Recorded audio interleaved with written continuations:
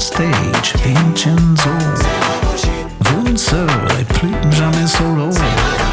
Vincenzo, l'amigo est moderne. Voilà, c'est parti. Là, on est live. Enfin, on enregistre en tout cas. Comment ça va, Oli? Salut Vinch, ça va super et toi? Bah écoute, super. C'est marrant, tu parles plus pareil maintenant qu'on enregistre. Ah bon? Ouais, Ça va on était revenir, en, t'inquiète. Ça on va était en revenir. train de faire le classique, la classique discussion en off de tout va bien, no stress. C'est un endroit bienveillant, zéro bullshit, où on fait que de causer entre potes, donc no stress. Cool, Tout va bien. cool. C'est ce qu'on était en train de se dire juste avant. Bon, bah c'est cool, ça fait plaisir de t'avoir. Je suis en train d'écumer, tu sais, tout mon réseau personnel, Ouais, tous mes amis entrepreneurs, amis, tu vois, associés, amis, associés, entrepreneurs. Donc ex-ami, ex-associé, voilà, futur c'est ça. associé, Ex-ami, j'espère bien que non quand même. futur associé, Mais ex-associé, ça c'est vrai, on n'est plus associés. absolument. Ouais, on l'a été dans, bon, comme ça pour que tout le monde le sache tout de suite. On s'est rencontrés dans Javry, qui est une boîte de vente de café par abonnement que j'avais initialement créée et dans laquelle tu as investi. Et donc on s'est retrouvés associés un peu Absolument. sans vraiment choisir, avec Maxence aux commandes, Ouais. Maxence qui sera aussi dans le podcast dans un prochain épisode. Donc ouais, c'est comme ça qu'on s'est rencontrés. Ça fait, moi j'ai regardé avant pour préparer un peu ce podcast. Ça fait plus de 6 ans en fait, hein, qu'on se connaît Ouais, via Javry. tout à fait. Ouais. C'est une belle aventure, ça, Javry, hein. C'est vraiment super. Une belle aventure de résilience aussi par Ouais, rapport au Covid. on va pouvoir en parler. J'en parlerai évidemment beaucoup avec Maxence qui a géré la boîte, lui, qui était aux commandes. Mais c'est vrai que pour nous, on a observé tout ça et c'était vachement intéressant à suivre comme aventure. On va pouvoir en parler si tu veux. Mais donc, ouais, je disais, donc on se connaît depuis 6 ans, on a été associés dans Javry, ça c'est la partie que je connais très bien avec toi. Mais est-ce que tu peux faire le truc qu'on fait habituellement dans ces podcasts, que je demande à tout le monde, c'est de te présenter rapidement. T'as une longue carrière d'entrepreneur, t'as fait plein de projets, t'as fait plein de choses. Est-ce que tu peux essayer un petit peu de résumer ton parcours pour ceux qui te connaissent pas? Alright. Bon, moi, en fait, je suis un peu un entrepreneur sur le tard, hein. Tu vois, contrairement au profil un peu classique des entrepreneurs de 25-30 ans. Moi, en fait, j'ai créé ma première boîte quand j'approchais la quarantaine. Et en fait, j'avais toujours rêvé d'être entrepreneur. Je venais d'une famille plutôt d'entrepreneurs. Mon père a toujours été indépendant. Mes oncles étaient indépendants, etc. Et toute ma vie, je me suis dit, un jour, je serai indépendant. Un jour, je créerai quelque chose. Il était Mais entrepreneur dans quoi, ton père? Oh, rien à voir. Il était entrepreneur dans tout ce qui était matériel d'entretien, de jardin, de voirie, etc. Tu vois, donc vraiment rien Ok. du tout de digital. Euh, mais toujours, voilà, ça m'avait vraiment tenté. C'était vraiment ça que je voulais faire. Puis en fait, j'ai toujours eu des jobs que j'adorais, qui me passionnaient, avec des gens super. Et chaque fois, je me disais non, mais faut que je fasse ma boîte. Et puis chaque fois, je commençais un nouveau challenge, à peu près tous les 5 ans, avec un nouveau boulot. Et puis je me disais, ben non, mais allez, ça viendra plus tard. Puis approchant la quarantaine, je me suis dit, non, mais attends, si je repars encore pour des cycles comme employé ou comme salarié, je vais jamais faire ma boîte, quoi. Donc, Et je vais mourir comme employé, quoi. ouais, alors bon, j'aimais bien mes jobs et tout, mais vraiment, c'était un truc que je voulais faire, quoi. C'était faire ma boîte et ben voilà, du coup, je suis devenu entrepreneur à 40 ans, un petit peu moins, mais c'était vraiment pas loin de 40 ans. J'ai créé une première boîte qui s'appelle Qualifio, dont on pourra parler tout de suite, qui est en fait une SaaS, hein, Software as a Service, dans le domaine du marketing interactif, donc c'est ce qu'on appelle une MarTech dans notre petit jargon SaaS. Euh, et quelque part, voilà, le fait d'avoir un pied dans l'entrepreneuriat, ça m'a donné plein d'autres idées, plein de rencontres, etc. On a fondé, avec Thibaut et Olivier Verdun, on a fondé 87 secondes 2 ans plus tard. Belle Euh, réussite aussi, ça, ici en Belgique. Hein. Super chouette projet, super chouette Ouais. réussite, ouais. Voilà, on a été ensemble dans Javry. Maintenant, je suis aussi business angel dans enfin, beaucoup, tout est relatif toujours, mais une petite dizaine de sociétés. J'ai fondé récemment une initiative qui s'appelle SuperZen, qui est un service et une boutique d'aide au numérique pour les seniors. Donc rien à voir avec le SaaS, mais c'est quand même encore un peu lié avec la tech. Je suis assez actif dans l'associatif avec des SBL qu'on a fondé, etc. Donc j'aime bien un peu toucher à tout, mais ça s'est un peu déclenché sur le tard. Voilà, grande ligne. Ouais, c'est cool, c'est cool. Mais ça fait plaisir d'entendre ça. Ça veut dire que même si on a 40 ans, c'est pas foutu, voilà. quoi. Ouais, non, mais c'est clair. Écoute, chez SuperZen, donc on aide les seniors avec le numérique. Et tous les jours, je rencontre des seniors qui ont, je dirais, entre 70 et 95 ans. Et c'est hallucinant de voir comme certaines personnes qui ont déjà 85 sont encore plein de projets, d'idées, d'énergie, d'enthousiasme. Ça donne vraiment confiance dans l'avenir. Franchement, moi j'en ai 55 maintenant. Et je me dis, bah, tu vois, si je suis comme ceux-là à 85 ans, il y a encore beaucoup de choses à faire et beaucoup d'énergie. Parce qu'il y en a qui sont incroyablement dynamiques, mais c'est fou. Ouais, c'est dingue. C'est dingue. C'est super rassurant. Ouais. Moi, j'ai 41 ans aujourd'hui. On enregistre le 4 novembre, c'est mon anniversaire. J'aurais dû commencer par ça, tiens. Je le dis à tout le monde comme ça, que tout le monde sache que je suis né le 4 novembre, donc le 4 novembre 2025, n'oubliez pas de me le souhaiter. Non mais c'est bien. Non, franchement, blague à part, c'est vrai que c'est un truc qu'on entend. Enfin, il y a un peu le côté romancé, tu vois, de l'entrepreneur Mark Zuckerberg, 22 ans, à l'UNIF, qui crée sa boîte, qui crée sa start-up, qui a toute l'énergie. Moi j'avais entendu une stat, enfin j'avais lu ou entendu, je sais plus. C'est qu'en fait la majorité des entreprises, elles sont créées après 40 ans. C'est pas une norme de créer des entreprises dans sa vingtaine. Aujourd'hui, c'est un peu ça parce qu'on est dans les startups, dans le web, mais globalement l'entrepreneuriat c'est plutôt quelque chose qui vient après, quoi. Donc c'est dans la norme, Olivier. Ouf, ça va, tu me rassures, Vinch. Non, mais après, ça a plein d'avantages de créer une boîte un peu sur le tard. T'as de l'expérience, t'as du réseau, et tu sais aussi un peu ce que tu veux et ce que tu ne veux pas. Ça, c'est quand même aussi assez important. Tu peux vite mettre tes limites et aller vers les choses que tu as envie de faire, et les choses que t'as pas envie de faire, bah, tu les évacues. Après, est-ce que tu as moins d'énergie à 40 ans qu'à 25? Je suis pas certain. Donc, vraiment, a priori, je vois quand même beaucoup d'avantages. Sauf peut-être le fait que quand tu crées ta boîte, évidemment, tu prends un risque financier. A priori, enfin, sauf exception, mais tu te payes pas de salaire les premiers mois. Et c'est parfois plus facile à faire à 22 ou à 25 quand t'as pas de charge de famille, etc., que de le faire à 40. Mais à part ça, franchement, il y a quand même beaucoup d'avantages à le faire à cet âge-là. Et voilà, moi je suis très content de l'avoir fait sur le tard, de toute manière. Ouais, de toute façon, c'est comme ça. Hein. Voilà. Exactement. Mais alors, moi j'ai quand même. Alors, c'est marrant. Je vais tout de suite jumper sur cette question-là. Je fais un truc. Je sais pas si je vais le faire dans tous les épisodes, mais là j'ai fait un truc. C'est la question des enfants. Tu vois, j'ai demandé à mes enfants. Moi, j'ai une fille de 12 ans et un garçon de 8 ans. Donc c'est vraiment, ils sont vraiment très très jeunes, trop jeunes pour avoir des discussions sérieuses, on va dire, enfin ou presque. Alors mon fils s'appelle comme le tien en plus. C'est une petite parenthèse. Ouais, petite big up pour les Oscars. Voilà. Mais donc j'ai demandé à mes enfants, tiens, vous avez une question pour mon invité d'aujourd'hui qu'ils ne connaissent pas d'ailleurs. Hein, mais... Et alors, j'ai eu deux questions. La première, c'est est-ce que tu aimes les citrons verts? Bon, là, c'est le plus jeune évidemment. Bon, je sais pas si tu veux répondre à cette question. Ouais, j'adore cuisiner avec des citrons verts, donc oui. Bon, ok, super.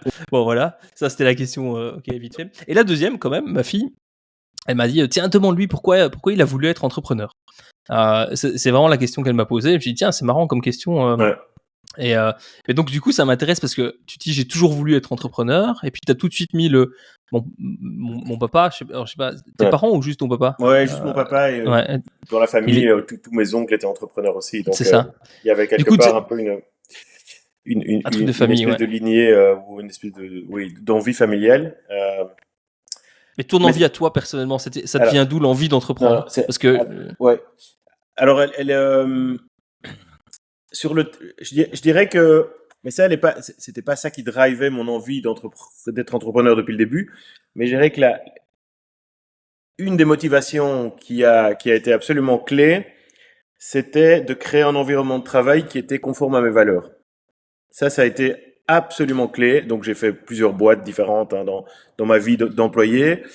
Et j'étais pas toujours aligné avec les valeurs, avec la culture, etc. Et en fait, je me suis rendu compte que ce désalignement avec les valeurs et de faire des choses avec lesquelles t'es pas aligné, ou pire, de faire d'autres de ton équipe des choses avec lesquelles t'es pas du tout d'accord, ça c'était chez moi la source numéro un de stress, d'insomnie, heureusement pas de burn-out, pas à ce point-là, mais ça aurait pu.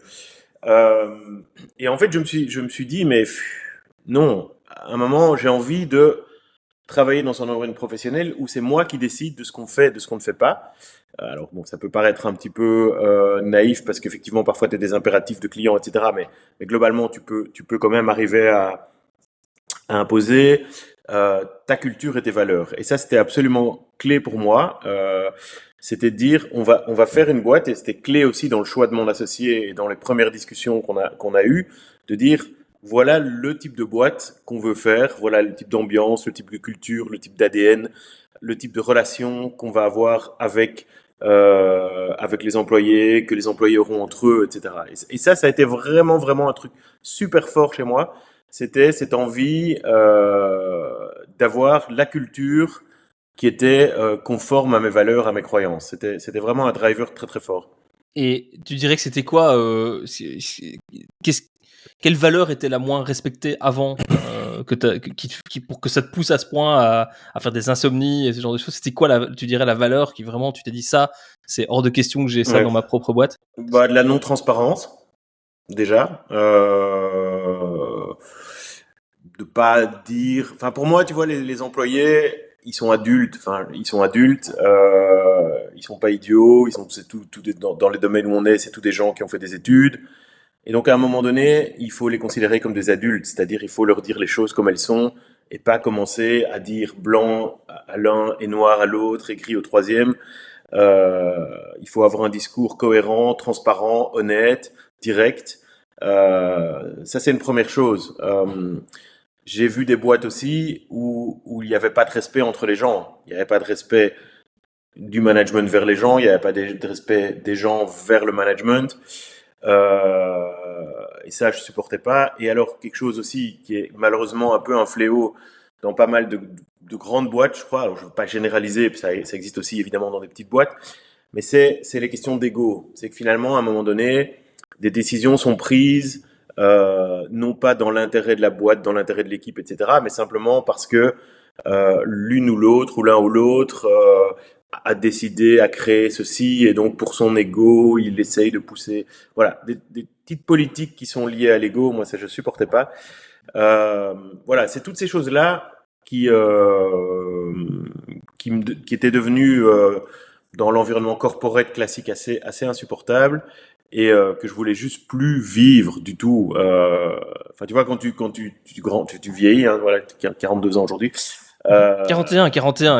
Attention, pardon, excuse-moi, j'y tiens. Pas te vieillir. Pas trop vite, pas trop vite. Vieillir encore plus que tu l'es.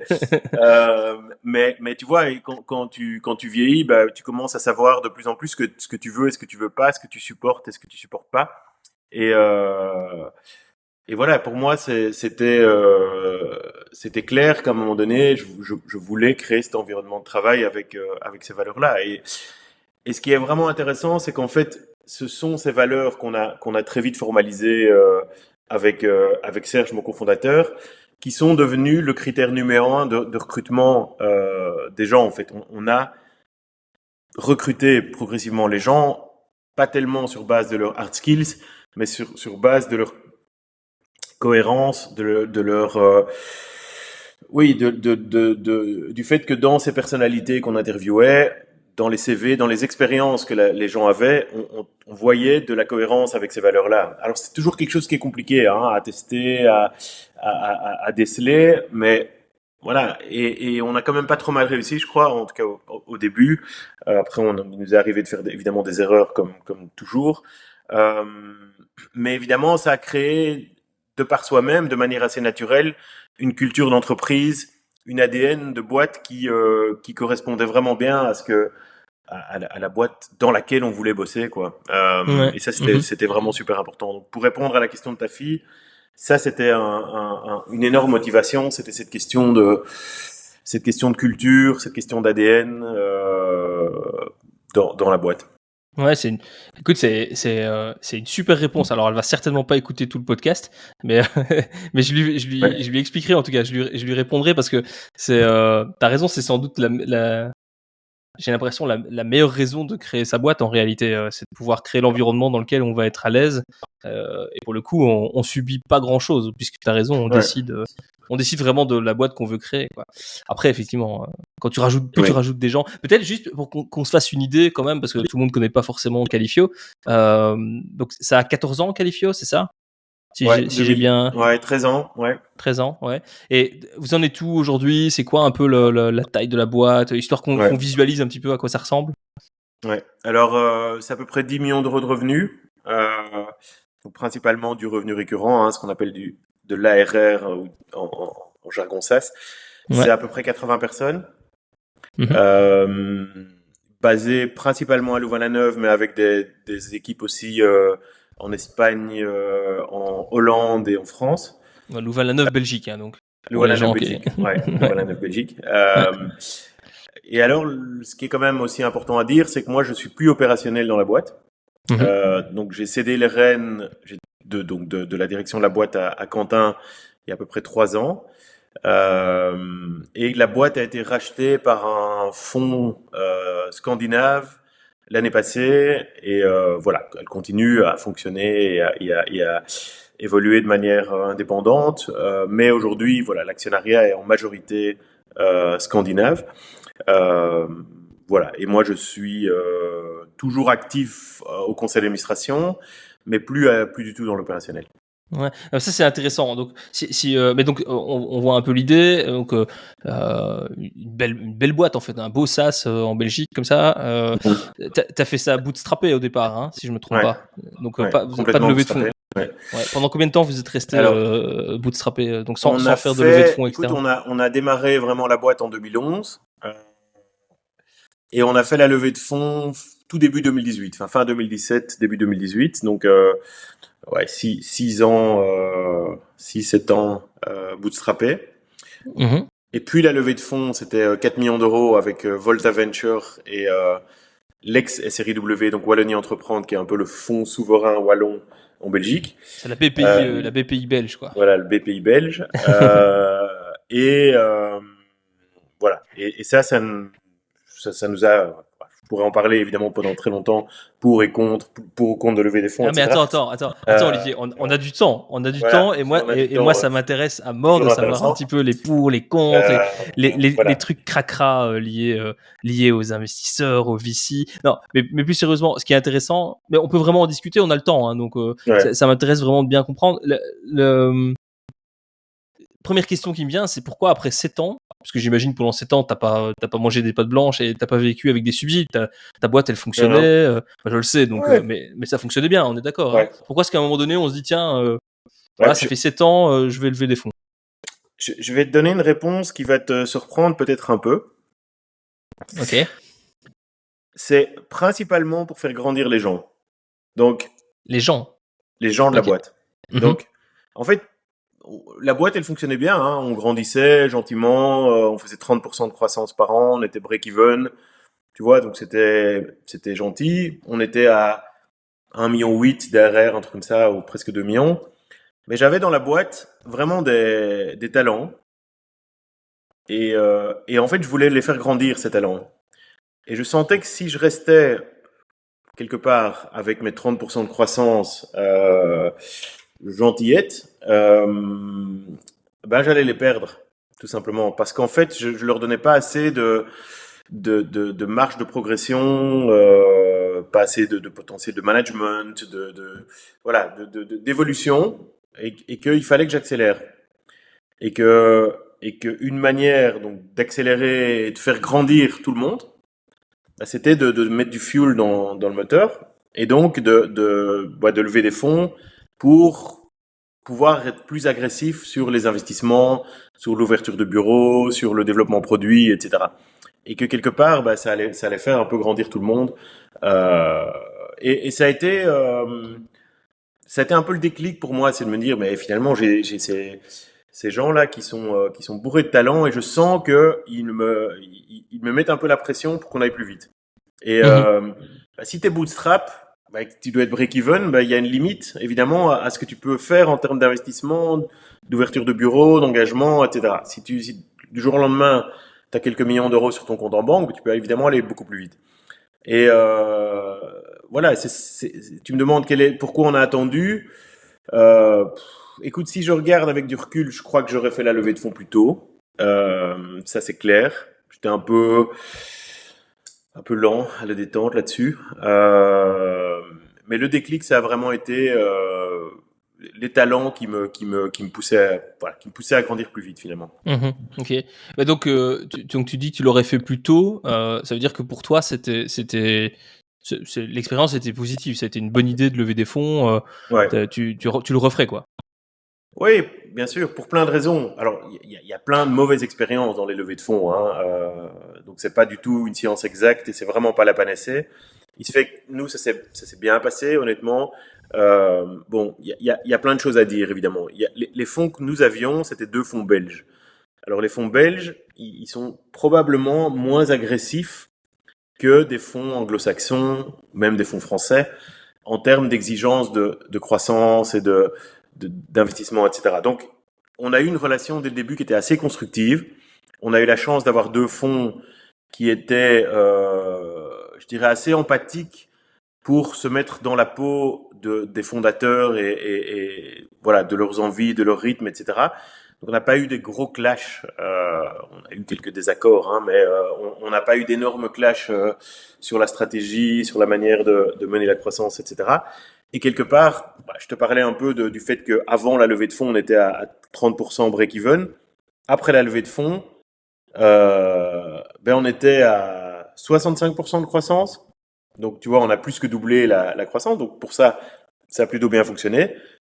Tout en, évidemment, plongeant le compte de résultat dans le rouge et le rouge vif même. Donc, alors après, c'était prévu. Si on levait des fonds pour être plus agressif, notre exigence d'être break-even, elle tombait puisque on pouvait financer ces pertes. Les pertes, en fait, si tu peux les financer et qu'elles sont prévues dans un business plan, c'est pas si grave. À partir du moment où quelque part tu as une possibilité de revenir à l'équilibre. Et ça a été quand même, on le verra un peu dans la 3e phase de la boîte. Mais si tu veux, donc par rapport à la levée de fonds, on a fait ce qu'on avait prévu de faire, c'est-à-dire plus agressif sur la croissance. On a étendu notre zone géographique, hein. On a ouvert des bureaux en Espagne, dans les Nordiques, en Allemagne, etc. On a vraiment diversifié un peu notre base de clients. On a travaillé sur un nouveau produit, enfin, ou une feature en tout cas importante du produit. Donc honnêtement, c'était positif. Mais je te dis, on avait au board des administrateurs des fonds qui étaient constructifs et qui pensaient comme nous. Après, je pense que lever des fonds en disant je vais avoir une valeur ajoutée de dingue de la part de mes investisseurs qui vont m'ouvrir plein de portes et qui vont énormément apporter en valeur. Je crois que ça c'est un petit peu utopique. Le smart money. Voilà, la money, elle est importante. Elle n'est pas toujours aussi smart que les VC, en tout cas, prétendent qu'elle pourrait être quand ils font leur pitch, etc. Donc, nous, c'était une très bonne relation, qui continue d'ailleurs, qui se maintiennent encore maintenant. Tant avec Wallonie Entreprendre qu'avec Volta, je travaille encore beaucoup, on fait des investissements en commun, etc. Donc, c'est très chouette. Mais ils investissent dans tellement de secteurs différents qu'ils peuvent pas être pointus dans tous les secteurs dans lesquels ils investissent. Donc, le smart money, il faut toujours un petit peu le relativiser. Voilà, il y a beaucoup d'ouverture de carnet d'adresses, etc. Mais au final, c'est quand même toi qui restes en charge et qui prends toutes les décisions. Mais, donc voilà, dans notre cas, si tu veux, l'investissement, oui, nous a permis d'être beaucoup plus agressif sur la croissance. On a fait beaucoup de conneries aussi, hein, parce qu'à un moment donné, quand tu as l'habitude de gérer tout avec en bon père de famille et de compter chaque sou qui sort en étant hyper cost conscious, tu te retrouves avec 4 millions d'euros et tes fonds qui disent bon, maintenant il faut y aller, il faut engager des seniors, il faut accélérer. Tu fais des conneries, hein, ça. Ouais, ça m'intéresse ça. Attends, j'ai plein de questions là qui me viennent. Ouais, donc Juste peut-être, il y a une réflexion qui vient. J'ai écouté un podcast qui est très très connu, je vais les citer, qui s'appelle Silicon Carnet, où il disait dans le dernier podcast, il disait avoir des investisseurs au board, c'est un peu comme vivre avec sa belle-mère, quoi. T'es plus vraiment chez toi, quoi. Tu vois, il y a ta belle-mère qui est là et qui vient se mêler un petit peu de tout. Toi, t'as le sentiment que c'était pas le cas avec, notamment avec Volta. Un fonds public, je peux comprendre, mais une boîte comme Volta qui met beaucoup d'argent sur la table, t'as pas l'impression qu'ils t'ont dit un petit peu ouais vas-y fais un peu comme ça ou Si, fais un peu comme bien ça. sûr. Si, bien sûr. Donc ils investissent du jour au lendemain. Tu dois être plus agressif sur tes recrutements, par exemple. Donc je me souviens d'une réflexion de Franck quand il a investi en disant voilà, écoute Olivier, tu sais, il y a dans la Silicon Valley, justement, il y a des CEO qui sont virés parce qu'ils investissent pas assez vite l'argent des investisseurs, tu vois. Genre, maintenant, il faut que tu y ailles, quoi. Parce que nous, si tu veux, il y a eu un truc qui s'est passé qui était un peu, c'était un peu malencontreux, mais donc on a closé l'investissement, c'était en tout début janvier 2018, et en mai 2018, il y a eu l'entrée en vigueur du fameux RGPD. Ce qui fait que les 6 mois qui ont précédé le RGPD, en fait, tous les investissements dans des outils qui touchaient de près ou de loin le traitement de données personnelles étaient plus ou moins gelés, parce que tous les acteurs étaient hyper timides, ils savaient pas trop à quelle sauce ils allaient être mangés avec le RGPD, et donc ils mettaient tout un peu en hold en disant bon, on verra après mai 2018, après mai, qu'est-ce qui se passe. Et donc en fait, on a eu zéro croissance entre le moment où les investisseurs sont rentrés et en gros jusque tout le premier semestre 2018, en gros on était carrément flat sur l'air. Donc évidemment ils étaient un peu nerveux en disant bon écoute, on investit ici et puis tout d'un coup la ligne elle est flat. T'as pris l'argent, t'es parti aux Bahamas. Quoi. Ouais, c'est ça. Qu'est-ce qu'il fait lui? Mais ceci dit c'est intéressant comme réflexion parce qu'en fait la croissance d'une boîte SaaS elle est pas linéaire, elle se fait toujours par palier. Et donc moi quand je suis dans des boards ou dans des advisory boards des choses comme ça et qu'il y a un palier, c'est-à-dire il y a 2-3 mois où c'est flat, il faut pas encore crier au loup et être en énorme panique parce qu'en fait, il se peut tout à fait que dans 2 mois ou dans 3 mois, mais tu vas faire un semestre exceptionnel ou un trimestre exceptionnel et c'est là tes paliers et parfois tu es sur un plateau. Il se fait que nous, on était effectivement sur un plateau pendant 6 mois. Mais donc pour revenir à ce que tu disais, oui, il y a évidemment qu'il y a de la pression, mais à un moment donné, la pression, elle peut être positive. Et surtout, tu vois, chez nous, on était juste 2 fondateurs et un business angel qui est Olivier Verdun dans la boîte, donc on n'était pas très très formel. Tu vois, en termes de formalisme de la boîte, un peu la corporate governance, ouais, on faisait des budgets, on faisait des boards, mais tu vois, c'était un peu... c'était cool, quoi. C'était très cool et c'était pas t'étais chez toi, quoi. Ta belle-mère était pas là, tu te baladais en slip dans le salon, quoi. Exactement. Alors que, tu vois, à un moment donné, ta belle-mère est là, elle vient, elle pose des questions, elle a des attentes, tu formalises un peu les choses et honnêtement, tu passes quand même à un degré supérieur de professionnalisme. Donc, je dirais que ça, c'était quand même le point positif. C'est qu'on est quand même devenu plus pro sur beaucoup de choses après la levée de fonds, parce que simplement le fait qu'on avait des investisseurs, notamment un investisseur public, nous exigeait qu'on soit un petit peu plus professionnel, un petit peu plus carré sur les choses qu'on faisait. Donc ça, je pense que c'est quand même quelque chose d'assez positif. Ok. Alors j'avais d'autres questions qui m'étaient venues, je les ai pas oubliées. Donc j'en avais une autre. Ça doit quand même être un peu bizarre de pendant tu t'en as un tout petit peu parlé, mais j'aimerais bien que tu développes un peu. Mais pendant 7 ans, on fait attention au cash. Moi, je le fais. Je sais que chaque mois, je fais mon PNL. Ça me permet de suivre chaque euro qui est dépensé et de me poser la question, est-ce que c'est un bon euro bien dépensé? Est-ce qu'on le dépense encore le mois prochain? Ou est-ce qu'on le coupe Parce qu'effectivement, ça va vite, alors nous, on n'est pas 80, tu vois. Ça va très vite pour commencer à avoir des dépenses qui s'additionnent. C'est les petites rivières font les grands fleuves, comme disait mon père. Enfin, il le dit toujours d'ailleurs. Donc, comment ça se passe quand on a fait attention pendant 7 ans et que du jour au lendemain, on se met à devoir dépenser énormément d'argent, à être dans le rouge, parce que c'est aussi un autre truc. Quand on crée une boîte, généralement, on essaie de faire au moins au moins pas des pertes, quoi. Du bénéfice, c'est mieux, mais en tout cas pas de pertes. Et là, on y va, on se dit tant pis, on va faire des pertes, c'est le plan. Le plan, c'est de faire des pertes. Ouais. Comment est-ce qu'on fait le shift dans le cerveau pour passer d'un modèle à l'autre en très peu de temps finalement? Tu dis ça, vous n'avez pas eu beaucoup de temps pour vous adapter, c'est vraiment du jour au lendemain.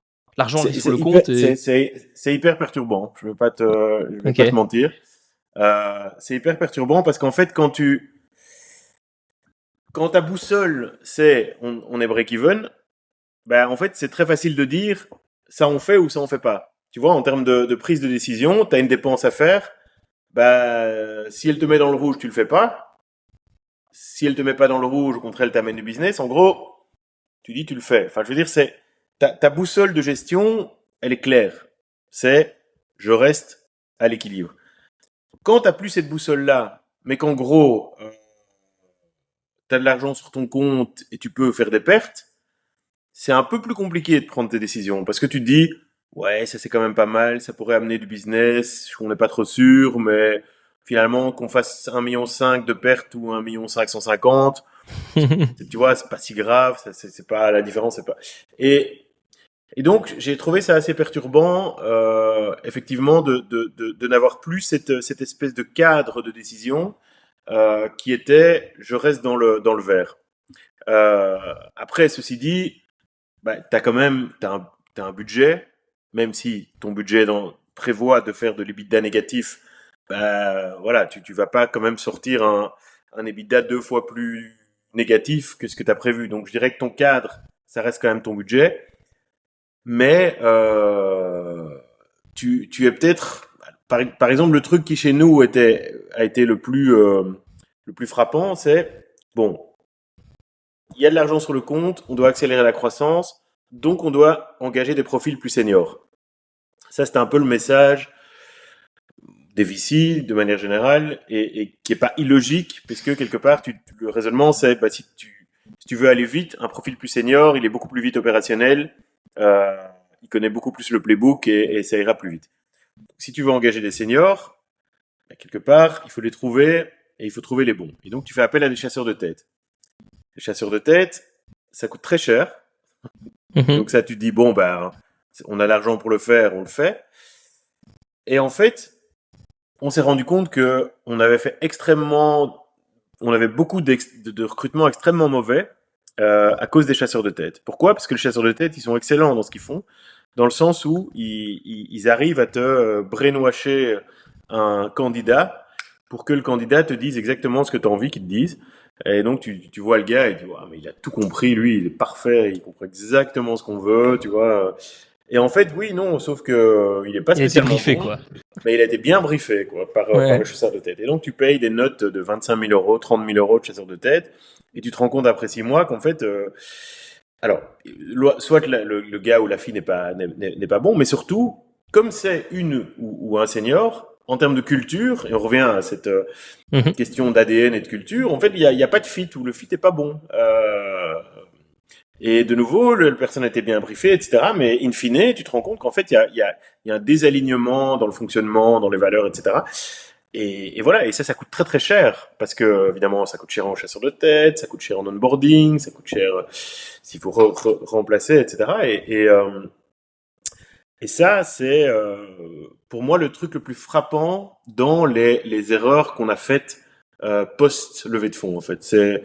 C'est dire, ok, on abandonne un peu. On avait quand même un peu l'historique chez nous, et on est revenu à ça après, de plutôt faire confiance à des jeunes qu'on avait recrutés, à la limite leur donner un peu plus de responsabilité que ce qu'ils auraient normalement dans un parcours classique, mais on était sûr qu'en termes de valeurs, en termes de soft skills, en termes de culture, on était complètement alignés, et ça fonctionnait plutôt bien. Et puis, levée de fonds, profil plus senior, on a fait des recrutements plus seniors qui ont vraiment pas toujours fonctionné, ni en termes de compétences, ni en termes de valeurs et de culture. Donc en fait, les seniors, ils viennent avec leur culture, quoi. Ils viennent avec Voilà. Et avec leurs ouais. mauvaises habitudes. Il y en a qui viennent avec, il y en a avec qui c'est très bien passé, hein, mais il y en a pas mal avec qui on a dû finir la collaboration parce que, ouais, le bagage en termes de mauvaises habitudes, de culture, etc., était juste incompatible avec la manière dont on voulait, nous, faire grandir la boîte. Mhm. Mais bon, au final, vous y êtes arrivé, quoi. Donc, de 1,8 million, 2 millions, disons, quand vous avez fait rentrer les VC, vous avez monté la boîte à 10 millions en 6 ans, c'est ça? 6 années supplémentaires, quoi. Voilà, ouais. Oui, si tu veux, en termes de ratio, c'était pas si mal, finalement. Si tu prends le ratio de 1 million levé pour 1 million d'ARR généré, on est au-dessus, c'est sûr. Ouais, c'est ça. Et donc, du coup, toi, dans la foulée, donc dans les 6 ans qui ont suivi la levée de fonds, t'es resté CEO au moment de la levée de fonds. Et puis là, aujourd'hui, t'es juste au board, ou en tout cas, t'es juste encore un peu actif, mais t'es plus opérationnel, quoi. Non, c'est ça, hein. non. Mais et donc, comment ça s'est passé, ça, cette transition Mais écoute, je t'avais un peu expliqué que quand j'étais salarié, je changeais plus ou moins de boulot tous les 5 ans. Donc, pour moi, si tu veux, j'estime qu'après 5 ans, j'ai besoin de changement. Besoin de faire autre chose, de lancer de nouveaux trucs, avoir un autre environnement. Donc, quand j'avais lancé Qualifio, je m'étais dit, ok, je vais faire ça 5 ans, et puis on verra. Mais 5 ans, ça me semblait bien. Et puis bon, voilà, là, quand tu lances une boîte, ben, le temps passe vite, il y a plein de projets, ça grandit. Et finalement, ben, j'arrivais tout doucement à 10 ans. Et en fait, je me rendais compte que ben, non seulement j'étais pas plus forcément la meilleure personne pour être dans un mode plus de gestion, de mettre des process, de rendre les choses carrées, etc. C'était pas trop mon truc, je suis pas super bon là-dedans. Et que j'avais dans la boîte Quentin Paco, qui avait rejoint la boîte en 2014, hein, donc assez tôt, et qui lui était non seulement bien meilleur que moi pour tout ce qui est outils, process, etc., mais en plus on était complètement alignés sur toutes les valeurs, et il avait un vrai talent de meneur d'hommes. Et donc, si tu veux, progressivement, je me suis dit, mais ça c'est un don du ciel, d'avoir quelqu'un comme ça qui est meilleur que toi. Et progressivement, ben voilà, j'ai demandé à Quentin si ça l'intéressait de devenir progressivement CEO. Et on a mis un plan de transition sur 3 ans en place, où d'abord il était COO et moi CEO.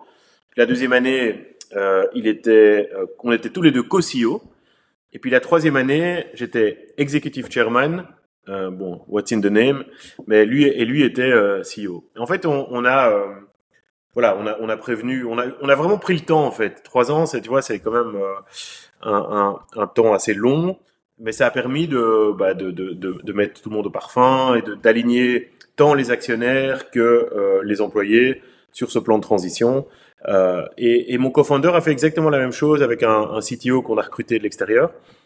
Très bon recrutement d'ailleurs, donc c'était, tu vois, le fait de recruter un senior, c'est pas toujours, voilà. Dans ce cas-là, ça a très très bien fonctionné. C'est Serge, ton associé cofondateur, qui était lui CTO. Voilà, exactement. Ouais. Cofondateur technique a aussi fait une phase de phase-out, et on a recruté Laurent, qui était aussi senior et qui maintenant est toujours là, hein, est toujours CTO de Qualifio. Mais donc voilà, ici je pense que à un moment donné, si tu veux, moi alors à des rares exceptions près, mais pour moi, tu peux pas être bon dans ton job pendant 20 ans. Je pense pas. Après, peut-être qu'il y a des gens chez qui ça marche. Je sais que chez moi, bah, c'était ni le truc qui était bon, que j'avais envie, ni le truc qui était le meilleur pour la boîte, je pense. Il y a quelques exceptions qui arrivent, mais tu as raison que c'est souvent des anomalies, quoi. Ouais. Des Fabien Pincard, ce genre de choses. Chez Odoo, qui passe de 2 personnes à 2-3 000. Non, ça c'est incroyable. Mais c'est exceptionnel, quoi. Voilà, je pense que c'est plus, comme tu dis, c'est plus l'exception que la norme. Moi, je sais que voilà, j'avais plus forcément le même dash, la même créativité, la même adaptabilité. Et donc, je pensais que c'était bien pour tout le monde que je fasse un pas de côté. Et voilà, je l'ai fait sur une période de 3 ans. Et franchement, ça s'est magnifiquement bien passé. Hein. T'as l'air de l'avoir fait, en tout cas, d'une manière très naturelle, très très naturelle, en fait. C'est ça. Je pense que c'est ça la clé, effectivement.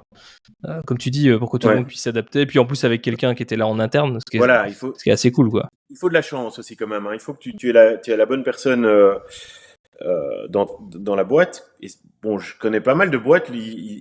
Les gars de mon âge aimeraient bien, tu vois, à un moment donné, faire un plan de transition. C'est juste qu'il n'y a pas dans leur staff quelqu'un qu'ils estiment pouvoir être la bonne personne. Puis après c'est une question de communication, d'empathie, de transparence, d'être proactif, d'expliquer, etc. Mais je pense, voilà, à la base, il faut quand même avoir Ouais. quelqu'un en qui tu as full confiance, quoi. Bah, tu dis de la chance, ouais, c'est bien, la chance, souvent, c'est ce qu'on met pour simplifier les choses, mais Ouais. moi je pense que c'est un peu le résultat de ta culture d'entreprise, d'avoir quelqu'un en qui tu as eu une totale confiance pendant plusieurs années, qui a travaillé à tes côtés. C'est pas forcément de la chance. Ouais. Je veux dire, s'il était là, c'est pas pour rien. Il était là parce que tu l'as choisi, tu l'as Oui, recruté, ouais. tu l'as. Non, oui, Ouais, il y a sans doute ouais. un peu des deux, sans doute, ouais. Ouais. C'est Non, mais clair. t'as raison. T'as raison qu'il y a une part de choses qu'on contrôle pas. Déjà, il Ouais. fallait qu'il le veuille. Voilà. Je veux dire,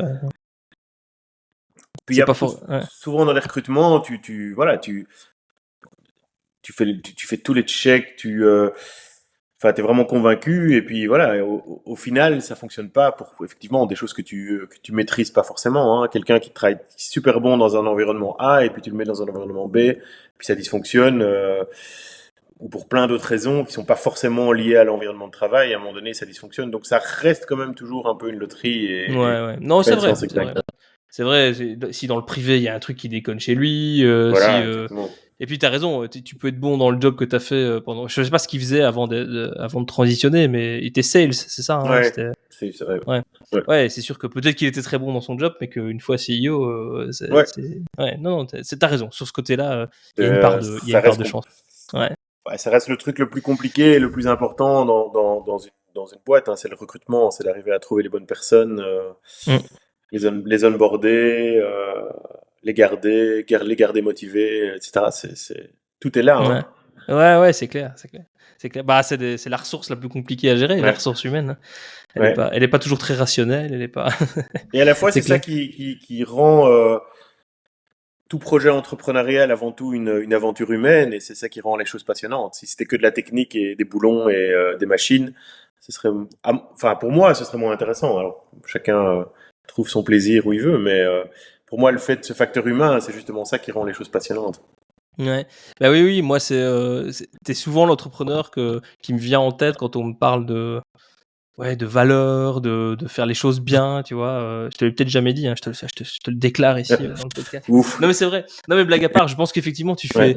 tu entreprends pour des raisons nobles, pour des belles raisons. Je dis pas ça du tout pour te passer de la pommade, hein. Vraiment, je pense que bah, tu le dis toi-même, la raison pour laquelle tu as voulu devenir entrepreneur, t'as pas dit Ouais. pour le fame ou pour l'argent ou pour la belle vie ou pour enfin, j'en sais rien. T'as quand même des raisons qui sont relativement nobles et je t'ai toujours vu, j'ai toujours mis dans cette case-là en tout cas en ce qui concerne. Mais à la fois, tu vois,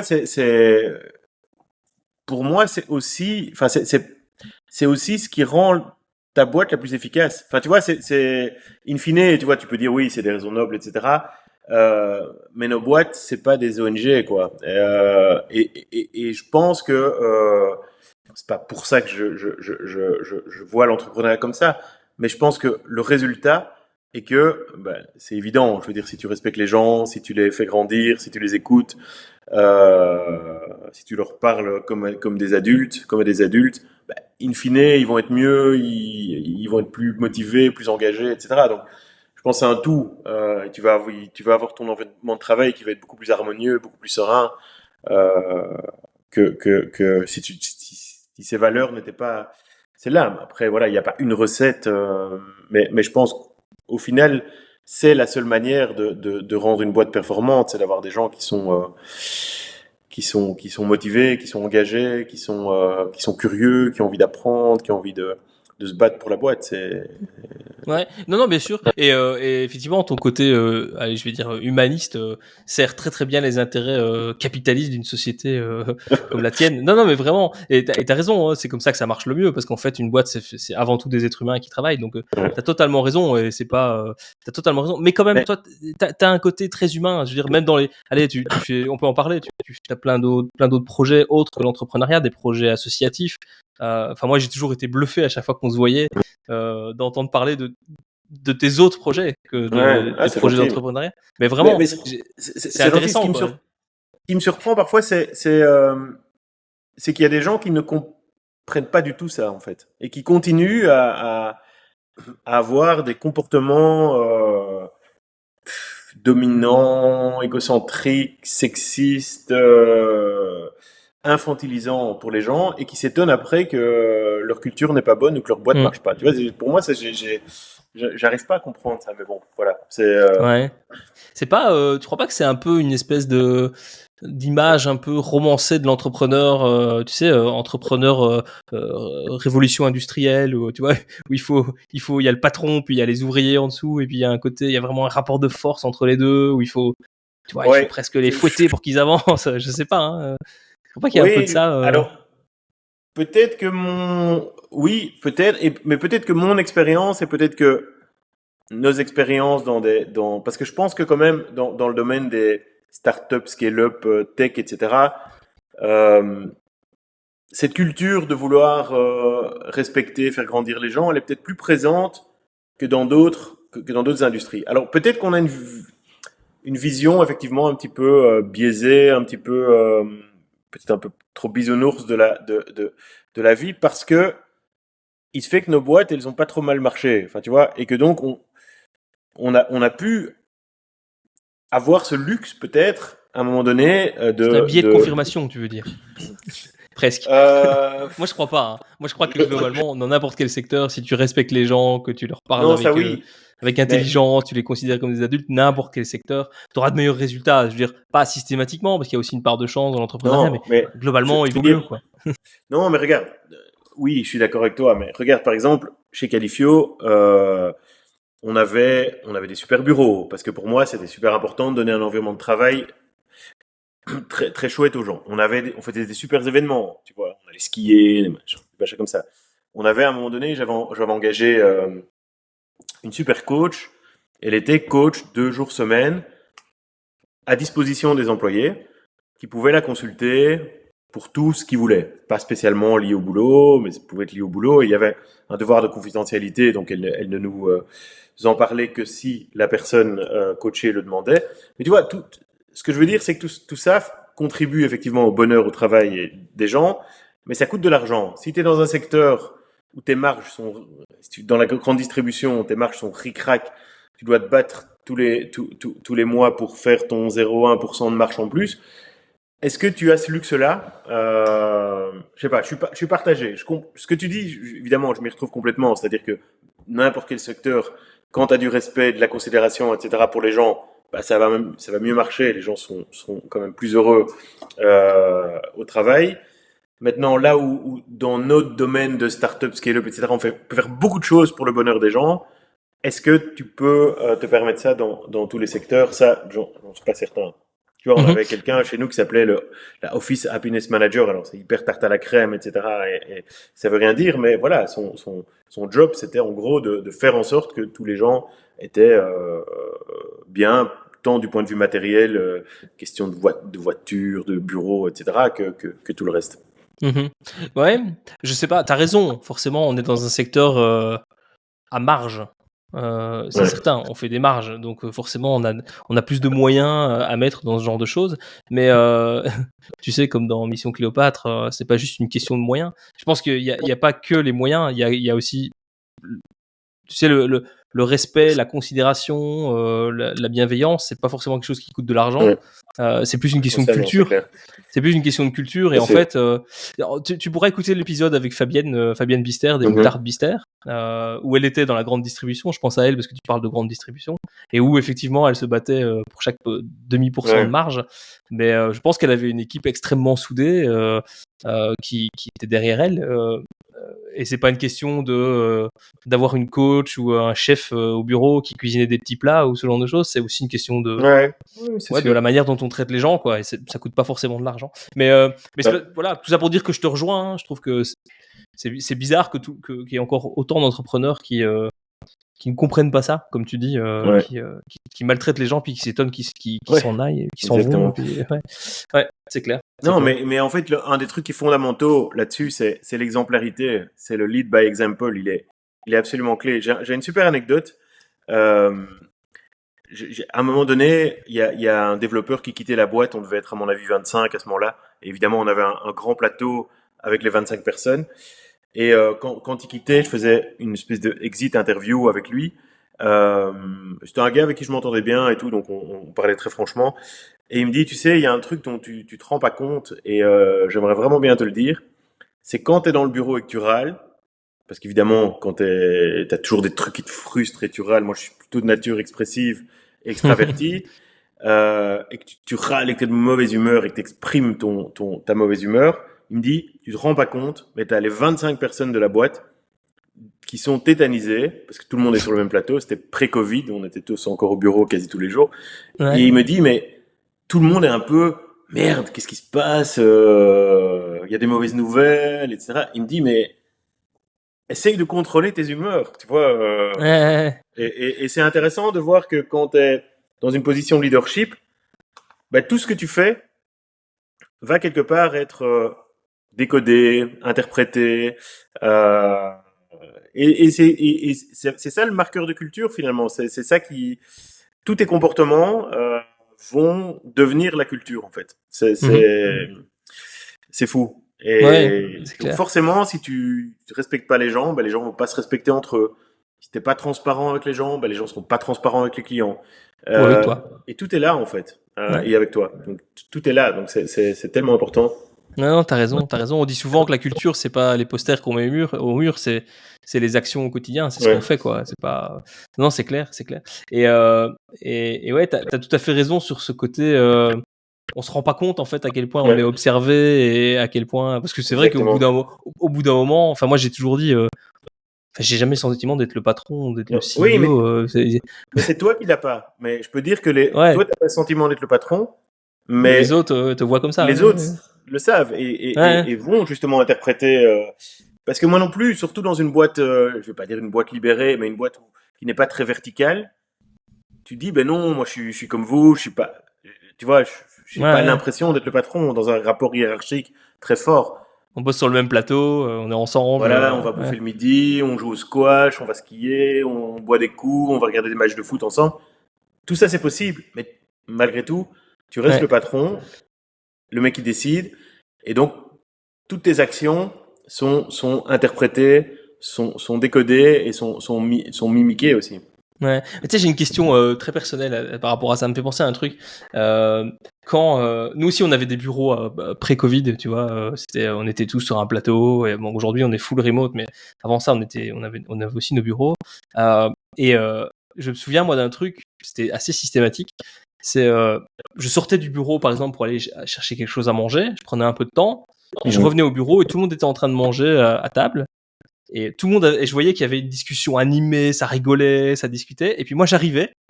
C'est vraiment, j'ai ce souvenir là. Et j'arrivais et automatiquement, les discussions s'arrêtaient comme Ah, ça. c'est... T'avais ça, t'avais ça Non, aussi dans ta boîte? Non, ça non, ça j'ai continuait pas de... Non, pareil. non. Tu Ouais, ouais. sentais pas comme un truc dès que t'arrivais quelque part ou un truc assez gênant quoi, où tu dis mais attends, c'est pas parce que j'arrive Non, que non, non, t'avais pas vraiment cette pas, impression. parce que en fait, chez nous, c'était peut-être le cas chez toi aussi, hein, mais en fait, on avait quand même beaucoup de jeunes. Moi, j'étais le plus vieux de la boîte, c'est bien simple. Et T'as commencé à 40 ans aussi. voilà, tu vois, donc forcément. Et en fait, les gens qu'on engageait, ils sont devenus super potes. Enfin, beaucoup sont devenus très potes. Et donc, ils louaient des maisons de vacances ensemble, ils faisaient plein de trucs ensemble. Bon, alors, c'était un peu à deux vitesses parce que ceux qui avaient des enfants qui étaient déjà plus loin dans la vie, c'était un peu plus compliqué de suivre le rythme. Euh, mais donc, tu vois, ils étaient le midi, bah, ils étaient quasi entre potes, quoi. Donc, il y avait pas, j'étais pas, non. Non, mais quand toi t'arrivais, c'est ça que je veux dire. Quand toi Ouais, t'arrivais, la non, mais conversation changeait pas, il y a pas rien du qui tout. changeait, Non, l'ambiance non, changeait pas. non, Ok, non. bon, bah c'est peut-être juste moi alors. Non, Pose-toi les ok. bonnes questions, mec. Ouais, peut-être. Bah, tu sais, on est en full remote maintenant, comme ça, on n'a plus de problème. Non, mais je me suis toujours dit, du coup, c'est très solitaire comme job d'être le patron parce que, sans vouloir me plaindre, Ouais. hein, je me Non, plains mais c'est pas. sûr.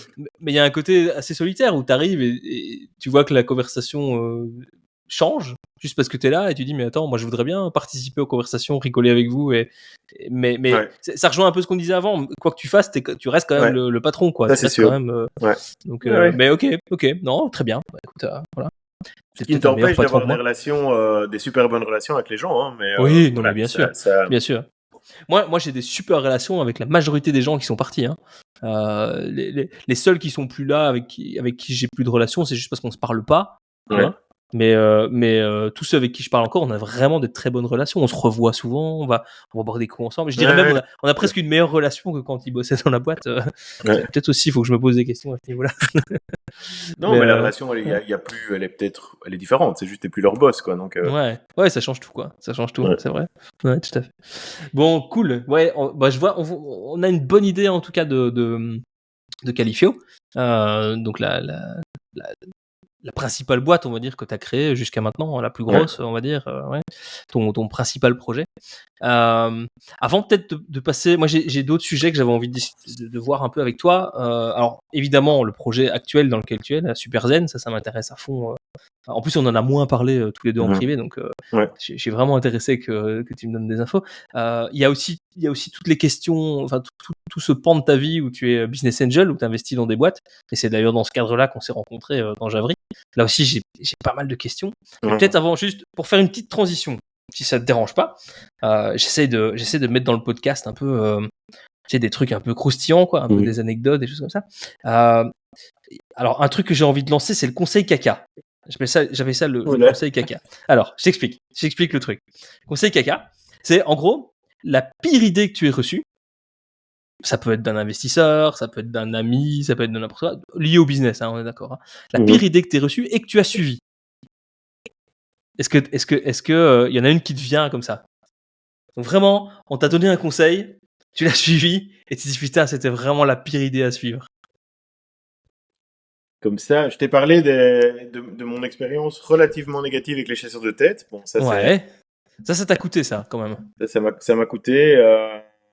Parce que ça coûte cher un mauvais recrutement. C'est pas juste le coût du recruteur. Et ça venait d'un conseil. Ça venait d'un conseil. On t'a dit, vas-y, passe par des cabinets de recrutement. Non, mais c'est comme je te disais, c'est un peu le fait que t'as des investisseurs qui rentrent, ils veulent accélérer, et pour accélérer, tu dois trouver des gens seniors, et pour trouver des gens seniors, tu veux aller vite, et donc tu fais appel à des chasseurs de tête. Après, il y en a qui font très bien leur boulot. Je veux pas généraliser, mais ça c'était quand même. Sinon, un conseil vraiment direct que tu as suivi, tu t'es dit, mais merde, pourquoi j'ai fait ça, quoi? Quelle idée débile. Si on n'a pas, c'est pas grave. On va passer à un autre sujet et puis je vais revenir dessus. Allez, et ça me viendra. Alors peut-être juste pour suivre sur cette question-là, toi, si tu avais une idée caca à donner à tout le monde là, genre une idée que tu donnerais là maintenant, et ton conseil, ça serait de vraiment pas la suivre. Cette idée. C'est quoi cette question?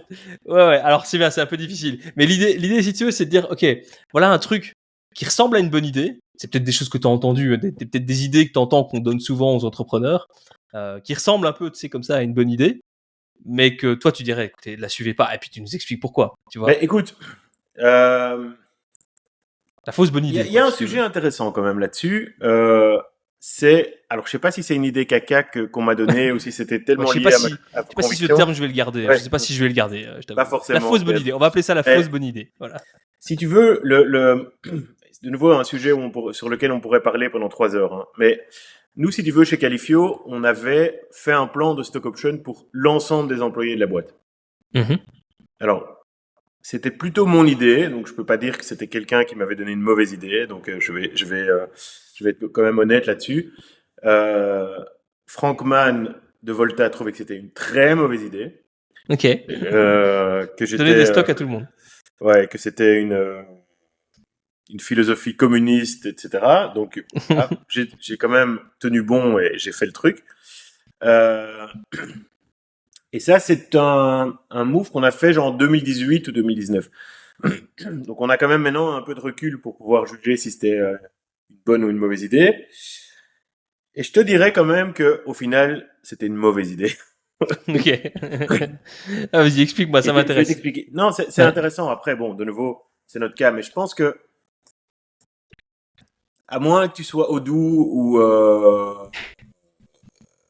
ou OpenAI ou Nvidia, tu vois Nvidia, et que ta boîte soudainement vale des montants stratosphériques. En gros, quand tu donnes un petit peu à tout le monde, tu saupoudres très très fort tes stock options. Finalement, les gens n'ont pas grand chose en main. Ça crée beaucoup de paperasse et tu dois inviter les gens aux assemblées générales, etc. Et ce qui est pas trop un souci à partir du moment où tu es transparent, mais ça crée quand même globalement un fardeau administratif important. Et finalement, alors que tes plans de stock option, c'est censé être un outil de fidélisation euh, et quelque part de motivation, honnêtement, je trouve pas que chez nous, ça a été tellement le cas parce qu'on avait beaucoup trop saupoudré en fait. Et donc, voilà, quand on a fait l'exit, bon, les gens étaient contents, mais c'était pas non plus, ça changeait pas ta vie, quoi. Ouais. Et voilà. Et c'est d'autant plus vrai en Belgique, non? Parce que les stock options n'existent pas en tant que tels, je pense. Il y a le mécanisme de stock option. Ils existent. Il y a une loi, la loi de 99 qui les réglemente, etc. Okay. Le seul problème, c'est qu'en Belgique, tu dois payer des impôts upfront. Donc, avant d'exercer tes stocks, c'est ça? Voilà. Quand tu reçois le stock option, tu es taxé. Ce qui fait qu'en fait, à la Belgique. Le truc concret que les gens voient, en fait, c'est les taxes qu'ils vont devoir payer. Tout le reste, c'est hypothétique, c'est peut-être, c'est si tout va bien, etc. Par contre, les taxes, celles-là, elles sont dues. Après, bon, tu trouves des systèmes de financement, etc. des taxes, mais bon, ils doivent quand même, au final, la payer. Donc, voilà. Donc, ça, c'est clair. J'ai encore lu un classement qui était paru dans je ne sais plus quelle revue, mais sur l'attractivité des plans de stock option en Europe, et la Belgique, on était dans les 2 ou 3 derniers, tellement les plans sont compliqués et peu avantageux. Donc, mais voilà, si tu me parles d'une mauvaise idée ou d'une idée mauvaise que je voudrais pas donner à quelqu'un, c'est dire tu dois absolument faire un plan de stock option pour tout le monde, parce qu'au final, je suis pas convaincu de l'efficacité. Ouais, en fait, les gens s'en foutent un peu parce qu'ils en reçoivent tellement peu, c'est tellement moonshot. Exactement. Ouais. Le plan de stock option, c'est vraiment, sans doute, ça crée vraiment une différence où potentiellement ça te fait hésiter avant de changer de boulot. Si tu te dis, bah là, je sais pas, j'ai le prix d'une maison ou un truc qui va vraiment changer ta vie qui est en jeu. Quand c'est quelques milliers d'euros, c'est moins impactant. Et mais peut-être pour nuancer un petit peu, tu dirais que la mauvaise idée, c'est peut-être de les avoir donnés à absolument tout le monde, parce que ça reste quand même un chouette mécanisme. Ça, idée, tout à fait. Ouais, non, le faire, c'est indispensable à mon avis. Avec les personnes clés, quoi. Mais le faire probablement avec tes personnes clés. C'est ça. C'était le conseil de Franck, hein, mais bon, je l'ai pas écouté. Voilà. Big up Franck. Ça arrive. On essaiera une fois de l'avoir dans le podcast. Ouais, tu peux. Franchement. Il doit être intéressant. Il doit être intéressant à interviewer. Ok. Donc ça, c'était on va appeler ça ta fausse bonne idée. On va appeler ça comme ça. Exactement. Ouais. Ok. Non, mais sur le papier, elle avait l'air très bonne parce qu'elle était complètement cohérente avec la culture, si tu veux. La transparence, le fait que tout le monde soit impliqué, etc. Avec du recul, j'ai quand même plus de réserves. Ouais. Non, mais t'as raison. Je suis assez d'accord avec toi. Nous, ça a été une discussion qu'on a eue maintes et maintes fois. Parce qu'en plus, nous, tu vois, on est moins, on n'est pas 80, donc on pourrait donner à tout le monde. Mais comme tu dis, c'est tellement moonshot, c'est tellement. Et puis, comme tu dis, c'est fausse bonne idée. C'est-à-dire, on entend ça partout. T'as l'impression que toutes les startups, ça fait partie du package de base, quoi. Il faut donner des stock options. Si t'en donnes pas, alors t'es pas compétitif au niveau recrutement. Mais ouais, je suis. Voilà, je te rejoins. Je te rejoins, c'est vrai. On va mettre ça effectivement au rayon des fausses bonnes idées. Allez, super. Bon, écoute, alors, il y a encore deux sujets que j'aimerais bien aborder avec toi. On a encore un peu de temps, on est à 1 heure. C'est un format long, hein, donc il n'y a pas de stress. Après, tu me dis si tu dois partir, mais on est entre nous, quoi. Hein. Ouais. Mais il y avait tout le sujet sur les investissements en tant que Angel, comme business angel. Et puis j'aimerais bien qu'on parle un peu de Superzen, qui est le projet actuel. Mais si on passe d'abord 2 secondes sur les investissements en tant que business angel. Donc tu en as fait une dizaine, c'est ça que tu disais? Une petite dizaine, ouais. Ouais. Il y a Javri que je connais très bien, qui faisait partie de tes premiers, non? Ou tu en avais déjà fait avant ou... Ouais. Bref, écoute, il y avait 87 secondes, on peut pas vraiment investisseur dans le sens où on avait eu l'idée et que on était plus cofondateur qu'investisseur là-dessus, mais 87 secondes, l'idée c'était un studio productisait, tu me dis si je me trompe, mais qui essayait de productiser la création de vidéos d'explainer, de vidéo explainer, donc ces petites vidéos courtes d'environ 1 minute 30 qui présentent les startups. Exactement. Souvent 1 minute 30, ça fait plus ou moins 87 secondes, 90 secondes. Et donc c'était le nom de la boîte, c'était une boîte qui fait des vidéos de 87 secondes. Écoute, on avait regardé 90secondes.com, c'était pris, 89secondes.com, c'était pris, 88, c'était pris, on est arrivé à 87, c'était libre. C'est aussi con que ça, parfois, le nom d'une boîte. Hein. Ouais, bah oui, je suis complètement d'accord. Mais c'est bien de le dire. Oui, c'est ça. Après, on a mis derrière la grande théorie comme quoi des études neurologiques, psychologiques avaient montré que la durée parfaite pour mémoriser un contenu, c'était 87 secondes. Mais le storytelling. Évidemment, ça c'est l'emballage marketing. Mais c'est magnifique. Au final, c'était juste une question de disponibilité de nom de domaine. Ok, mais après, c'est vrai que plus ou moins 1 minute 30 pour une vidéo, c'est bien. Voilà. Ça, c'était pas complètement faux. Mais c'est ça, c'était ça le concept. En fait, l'idée, elle était venue tout simplement du fait que quand j'expliquais Qualifio à tout le monde, y compris mes parents, ils comprenaient jamais rien. Et que voilà, on s'est dit, il faut qu'on fasse une explainer vidéo qui explique, mais à l'époque, si tu veux, on était quand même en 2011. Faire une explainer vidéo, t'avais pas vraiment de studio qui proposait ça de manière standard, et donc il fallait soit prendre un petit freelance et tu passais beaucoup d'heures derrière lui avec à lui expliquer ce que tu voulais, soit des gros studios qui demandaient 20 000 euros pour faire une explainer vidéo. Donc il y avait juste rien qui était un peu spécialisé là-dessus, et c'était ça le positionnement qu'on a pris au départ avec 87 secondes. Ouais, c'est vrai qu'aujourd'hui il y en a énormément de ces studios, il y en a tout plein partout sur Fiverr, sur Upwork, on en voit et moi je me souviens, alors j'étais le premier client de 87 secondes. Je m'en souviens très bien. C'est moi qui ai fait la toute première vidéo pour une de mes boîtes, Shopigram à l'époque. Ouais, exactement, je me souviens. C'était très chouette. Et aujourd'hui, le fondateur de 87 secondes, Thibaut Dehem, il est dans mon board. Donc, exactement. Donc tu vois, le monde est petit, le monde est petit. Mais c'est très cool, c'est très cool. Mais donc ça c'était ton premier projet, pas vraiment en tant qu'investisseur, plus en tant que cofondateur, starter. Et après t'as investi dans Javry. Dans Javry, tout à fait. Qui est donc Javry que j'avais initié de mon côté, qui s'appelait. Un projet à la base, hein. Ouais, qui était un CAS, donc qui fait l'écho au SaaS, qui était un Coffee as a Service. Donc l'idée c'était de vendre et de livrer du café par abonnement directement dans la boîte aux lettres. Vite fait, moi j'en avais marre de me déplacer pour acheter du café frais et de bonne qualité, donc j'ai créé un service qui le livre par abonnement, quoi. Et moi j'ai décidé à un moment d'arrêter, enfin en tout cas de passer la main à un CEO, à Maxence en l'occurrence, qu'on a trouvé. Et à ce moment-là, on a fait aussi une petite levée de fonds dans laquelle t'es rentré. Ouais. Non, c'était un super projet. En fait, c'était un projet de nouveau qui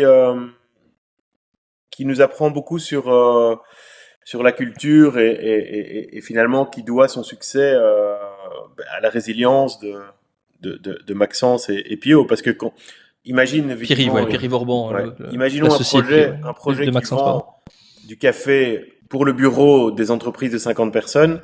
Se retrouver au milieu du Covid où plus personne ne va au bureau. Donc, je me souviens très bien. C'est là où finalement, moi, j'ai eu énormément d'admiration pour eux. C'est cette capacité à se réinventer complètement dans un environnement qui était devenu absolument hostile aux activités qu'ils avaient et qui globalement menaçaient de réduire le chiffre d'affaires à néant. Et donc, de pivot super rapide vers du B2C, le temps du Covid et le temps que les boîtes reviennent au bureau. Enfin, ils ont été extraordinaires. Et de nouveau, magnifique aventure humaine, parce que cette capacité comme ça de se remettre en question, de tout changer, d'y croire, de continuer à avoir de l'énergie, alors que finalement les planètes sont plus trop alignées.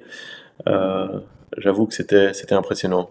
Ouais, moi aussi, je le dis souvent, tu sais, sur les réseaux sociaux. La Maxence, récemment, il a quitté son poste. Ils ont vendu il y a 2 ans, je pense, c'est ça 2 ans, ouais. 2 ans. Ouais, 2 ou 3 ans, ouais, les dates. Et le temps passe vite. Et 2 ou 3 ans en tout cas. Et là, il vient de quitter. Donc, il a continué à bosser après la vente. Et là, il vient d'arrêter totalement. Et donc, je me souviens que je lui ai fait la remarque. Il a posté sur les réseaux sociaux que voilà, c'était la fin de son aventure dans Javry. Et je lui ai dit, mais je garderai un souvenir jusqu'à la fin de ma vie de cette aventure, de la résilience, comme tu dis, le courage qu'il a eu, quoi. Le courage, moi je trouve c'est vraiment, on peut parler de courage. Il a vraiment été courageux, Maxence. Enfin, on en parlera. Hein, il va venir dans le podcast, donc on va pouvoir en discuter. Mais il a fait des trucs complètement dingos, quoi. Des crédits avec des cautions personnelles sur un truc où, comme tu dis, c'était pas gagné. Quoi, mais de nouveau, je trouve que tu vois, j'adore cette phrase de Churchill qui est hyper connue, hein, mais c'est le succès, c'est d'aller d'échec en échec avec enthousiasme. Sans perdre son enthousiasme, ouais, c'est vrai. De nouveau, tu vois, de nouveau, c'est ça. Réussir un projet entrepreneurial, bon, t'as l'idée, c'est une partie de la réussite. L'exécution, évidemment, c'est capital, mais surtout la détermination. En fait, enfin, tu le sais, hein, Vinch, dans tous les projets entrepreneuriaux, putain, mais tu te prends des baffes tous les jours, quoi. Tu t'en prends plein la gueule tout le temps. Et le fantasme de l'entrepreneur, c'est facile, la belle vie, les gens jouent au kicker, il y a des chiens dans le bureau, et tout va bien. Il y a des coachs personnels à dispo. Et puis on grandit la boîte, on la vend. Enfin, tu vois, c'est un peu une espèce de fantasme. Derrière ces belles histoires, on sait très bien, il y a des milliers de boîtes qui se plantent, et même celles qui réussissent. Bah voilà, tu prends Odoo, il y a 10 ans, ils étaient au bord de la faillite. Tu vois, regarde où ils sont maintenant. Ouais. Donc, je veux dire, il y a énormément d'obstacles, il y a énormément de moments compliqués. Et ce qui va faire la différence pour moi, c'est cette détermination, cette envie qu'ont les entrepreneurs, qu'ont les fondateurs, d'aller jusqu'au bout de leur truc et de réussir leur projet. Et tu vois, avec Javry, c'est un magnifique exemple. Il y a eu toutes sortes de vents contraires. Le Covid était un des principaux. Ben malgré ça, voilà, ils ont résisté, ils ont voulu y arriver, ils ont pivoté, ils ont été créatifs, ils ont été sur le pont, et ça a fonctionné. Mais c'est vraiment cette détermination, ce volontarisme qui pour moi fait la différence dans un projet entrepreneurial. Il y a 1000 raisons de baisser les bras tous les jours. Ouais, clairement, c'est ce que j'allais dire. Il avait tellement de raisons d'arrêter, quoi. Enfin, ils avaient tous les deux, je dis ils, mais tous les projets, ils avaient, ouais. Dans tous les projets, tu dis putain, mais non, quoi. Et non, tu dis bah non, voilà. C'est ce qui ne te tue pas te rend plus fort. Enfin, il y en a.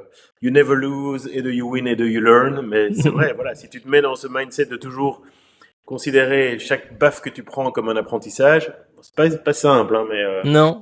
Voilà, c'est. Non, et ce qui est pas simple non plus, je trouve, c'est l'inverse. C'est aussi de dire, parfois il faut savoir arrêter, quoi.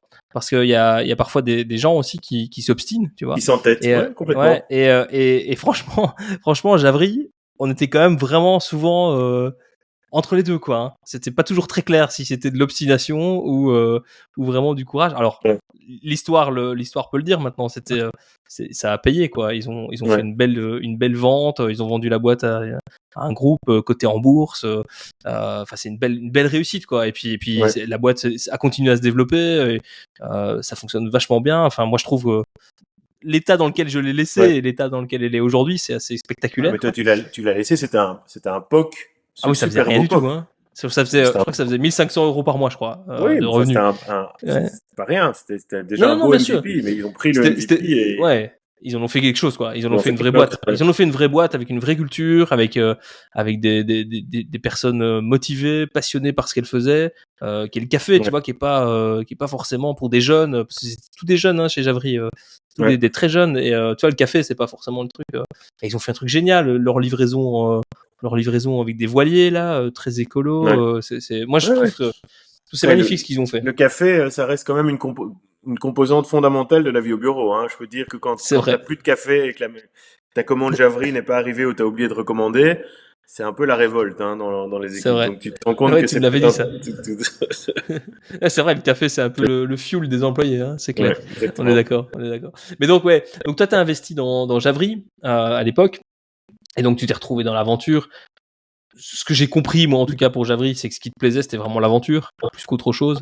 T'étais content d'être là, content de suivre l'histoire et d'être. Il y avait plusieurs choses. C'était quelque part un peu du récurrent. Hein. Il y avait une logique d'abonnement, tu vois, un peu tu l'appelles du casse.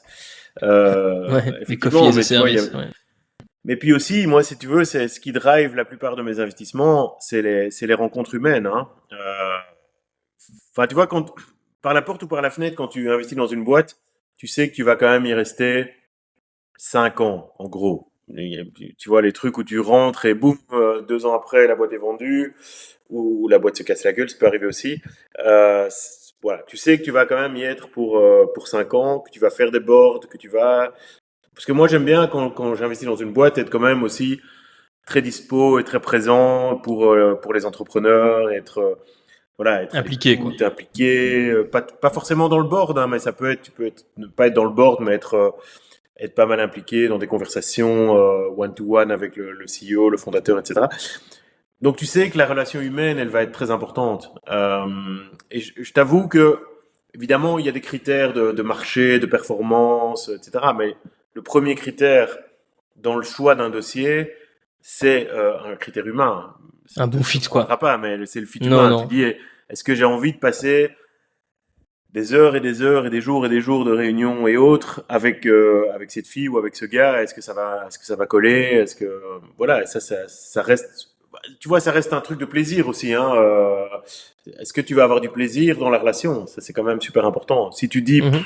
je vais aller avec des pieds de plomb à chacun des boards parce qu'il n'y a pas de fit et parce que les gens m'inspirent pas et je suis pas aligné avec eux au niveau des valeurs, etc. Ah, tu le fais pas, hein, franchement. Ouais, mais ça te Euh, ressemble de nouveau très fort. euh, C'est pas ouais, mais obligatoire, hein. Tu pourrais mettre de l'argent et puis tu non, mais t'impliques pas et puis voilà, non, tu vois. ça m'intéresse pas. La vie est trop Ouais, courte pour faire ça. ouais. Tu recherches plutôt des chouettes Franchement, aventures humaines, quoi. oui, et puis aussi des secteurs où j'ai l'impression de pouvoir aussi amener quand même un peu de valeur ajoutée.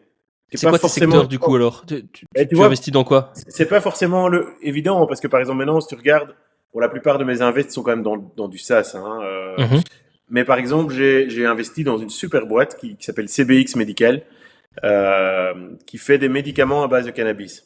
mhm.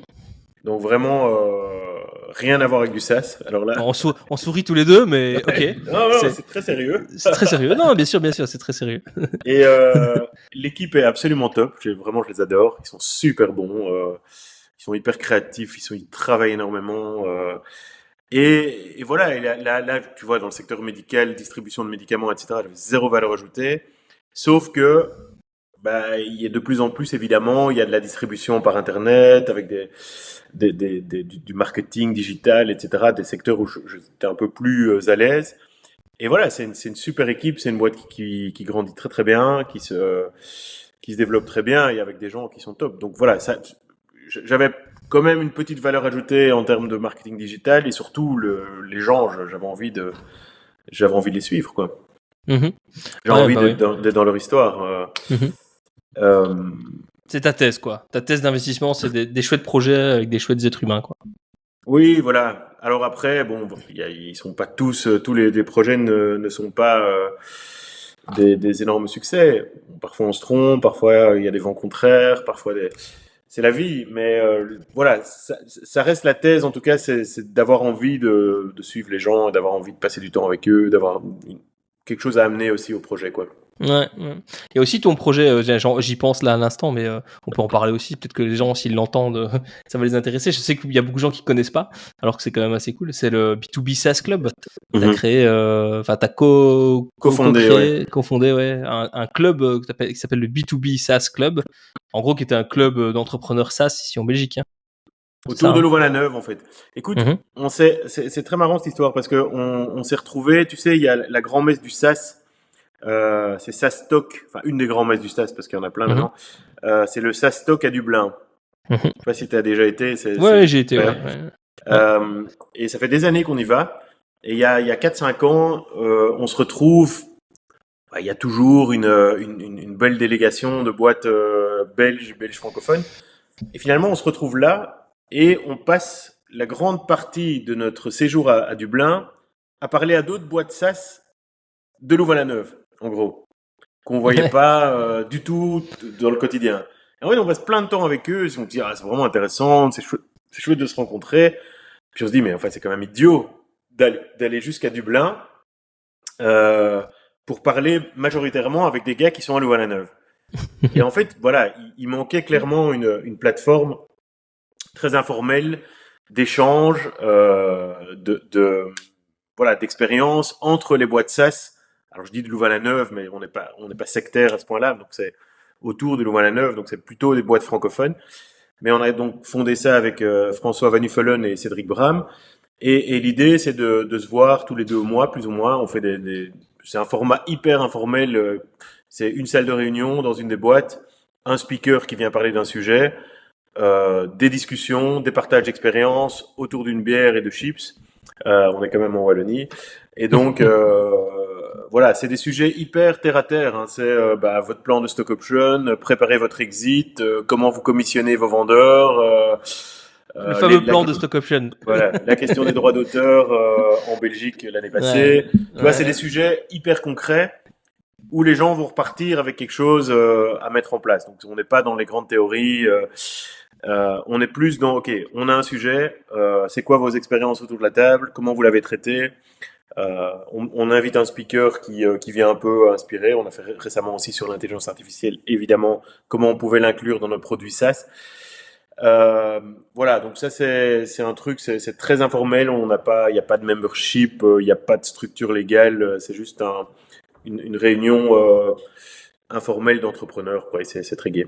Ouais. Et je sais pas, il y a un moyen pour celui qui serait intéressé, il y a un moyen de trouver de l'info, ou il y a un petit site, il y a un truc. Ouais. Parce que là, je regardais. Non, il y a même pas de site. Tu vois à quel point c'est informel. Hein. Je crois il y a une page LinkedIn, mais qu'on met pas du tout à jour. Donc le plus simple, c'est de nous contacter, Cédric Bram ou moi, via LinkedIn. Je mettrai les infos, ouais. Mais non, écoute, c'est sur notre to-do depuis des mois, on dit on devrait faire quand même un site.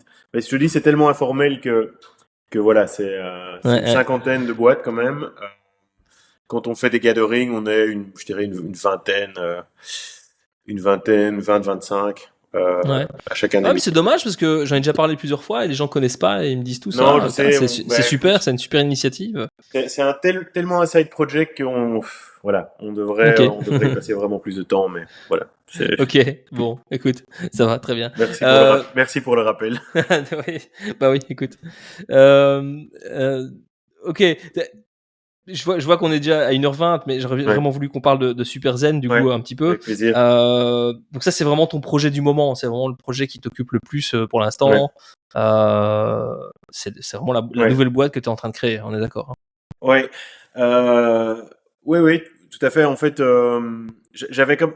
Si tu veux, quand j'ai quitté mon rôle de CEO chez Qualifio, je me demandais un peu ce que j'allais faire. Hein. Je me disais, est-ce que je vais rester... juste business angel, je fais quand même un peu de consultance aussi pour à gauche à droite, hein, pour des boîtes comme Climact, des choses comme ça. Des chouettes projets, mais je me disais, allez, j'ai quand même encore envie de lancer des projets, d'être les mains dans le cambouis. Tu vois, de refaire cette phase où il y a rien, où il y a juste une idée, et puis cette idée devient concrète et elle se développe. Et il y a un truc qui me trottait dans la tête depuis longtemps, c'était la fracture numérique avec les seniors.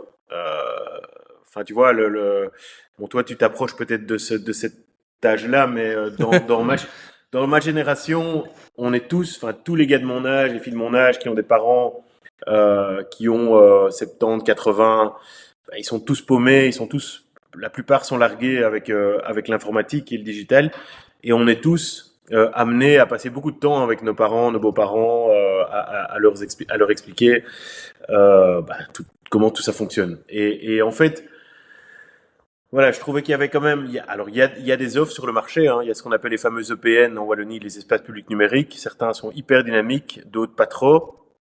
Mais il y avait quand même un besoin de plus d'aide, de plus de structure.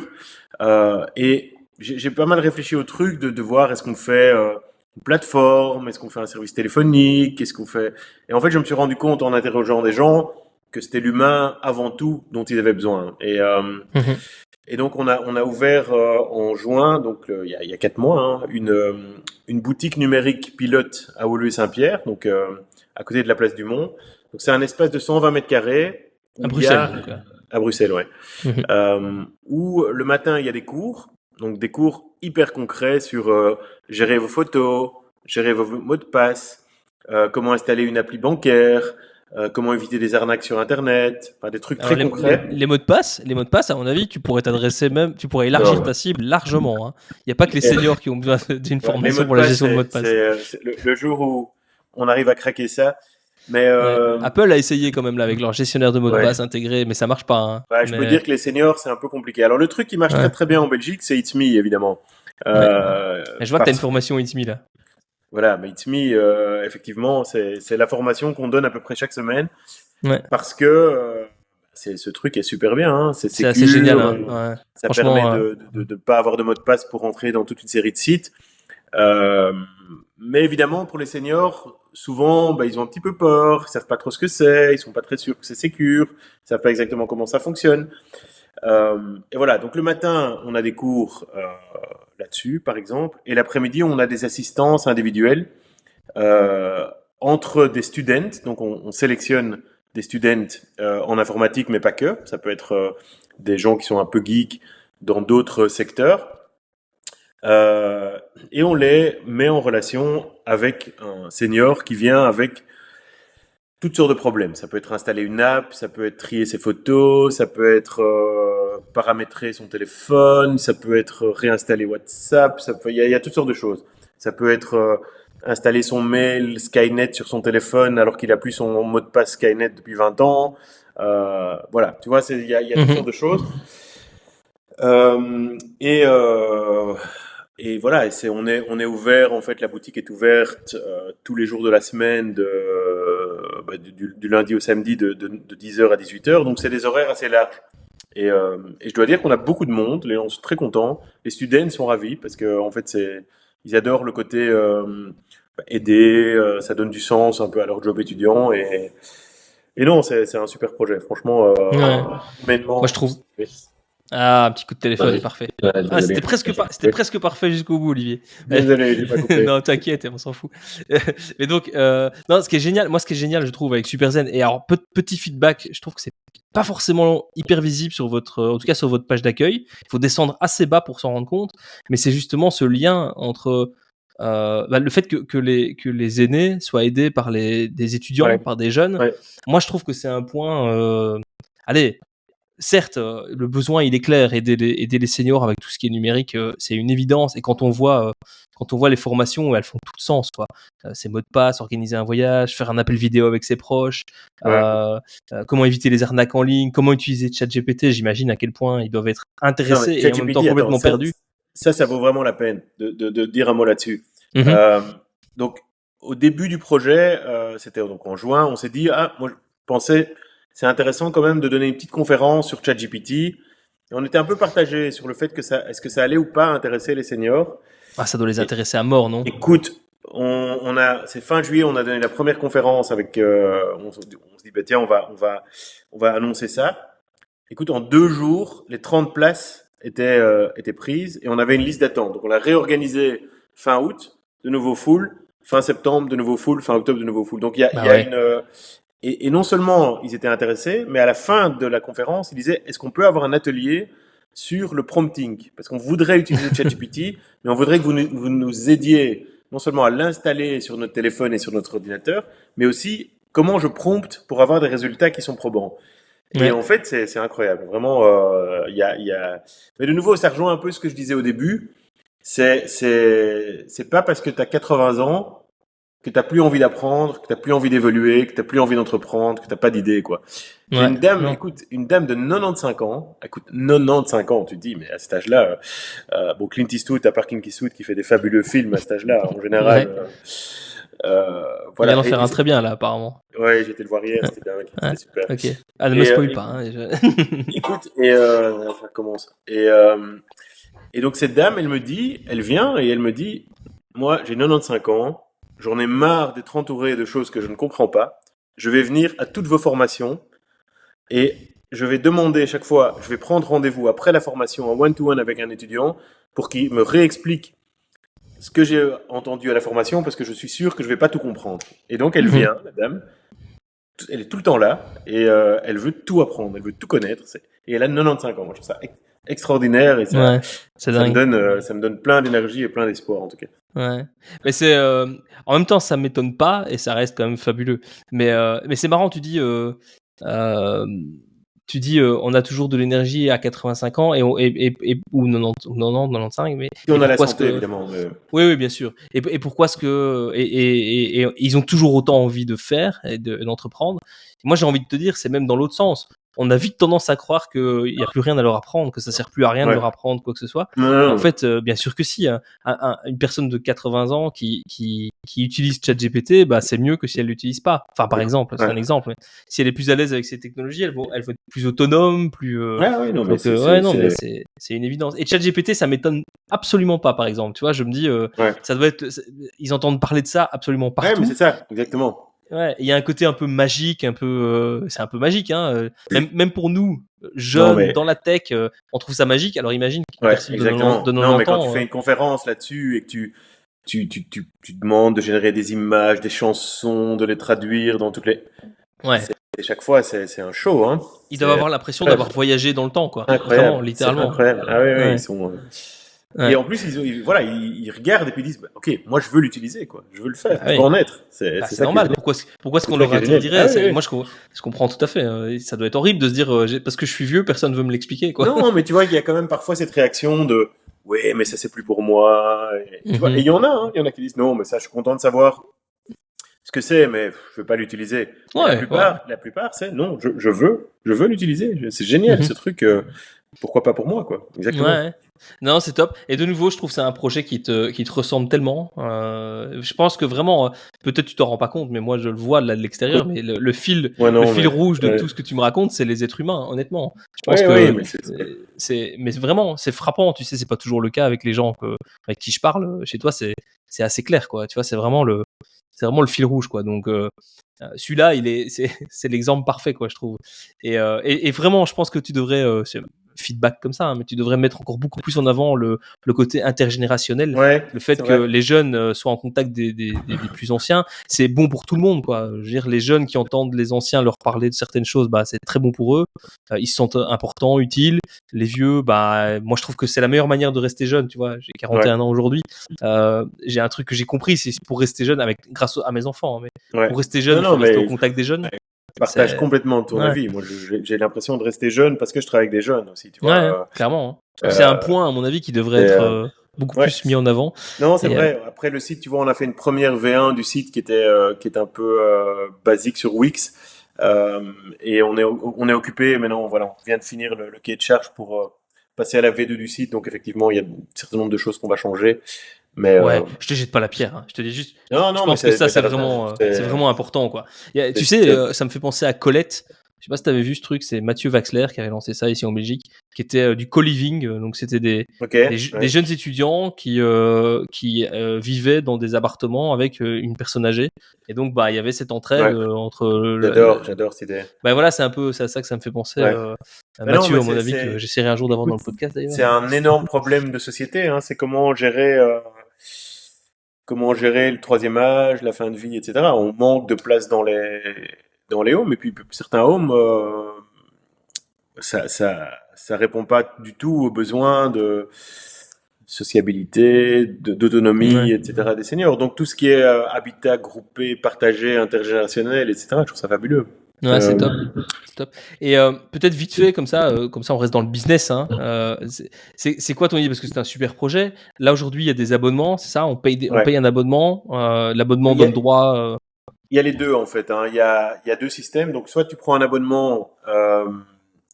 Alors c'est ça qui est intéressant dans ce projet, c'est qu'évidemment, comme ça n'existait pas vraiment tel quel avant, on teste des trucs et puis on doit corriger. Il faut être très humble et se dire que on lance un truc et peut-être 2 jours après on le change parce que ça fonctionne pas. Mais au départ, on avait lancé des abonnements à 49 € par mois, illimités.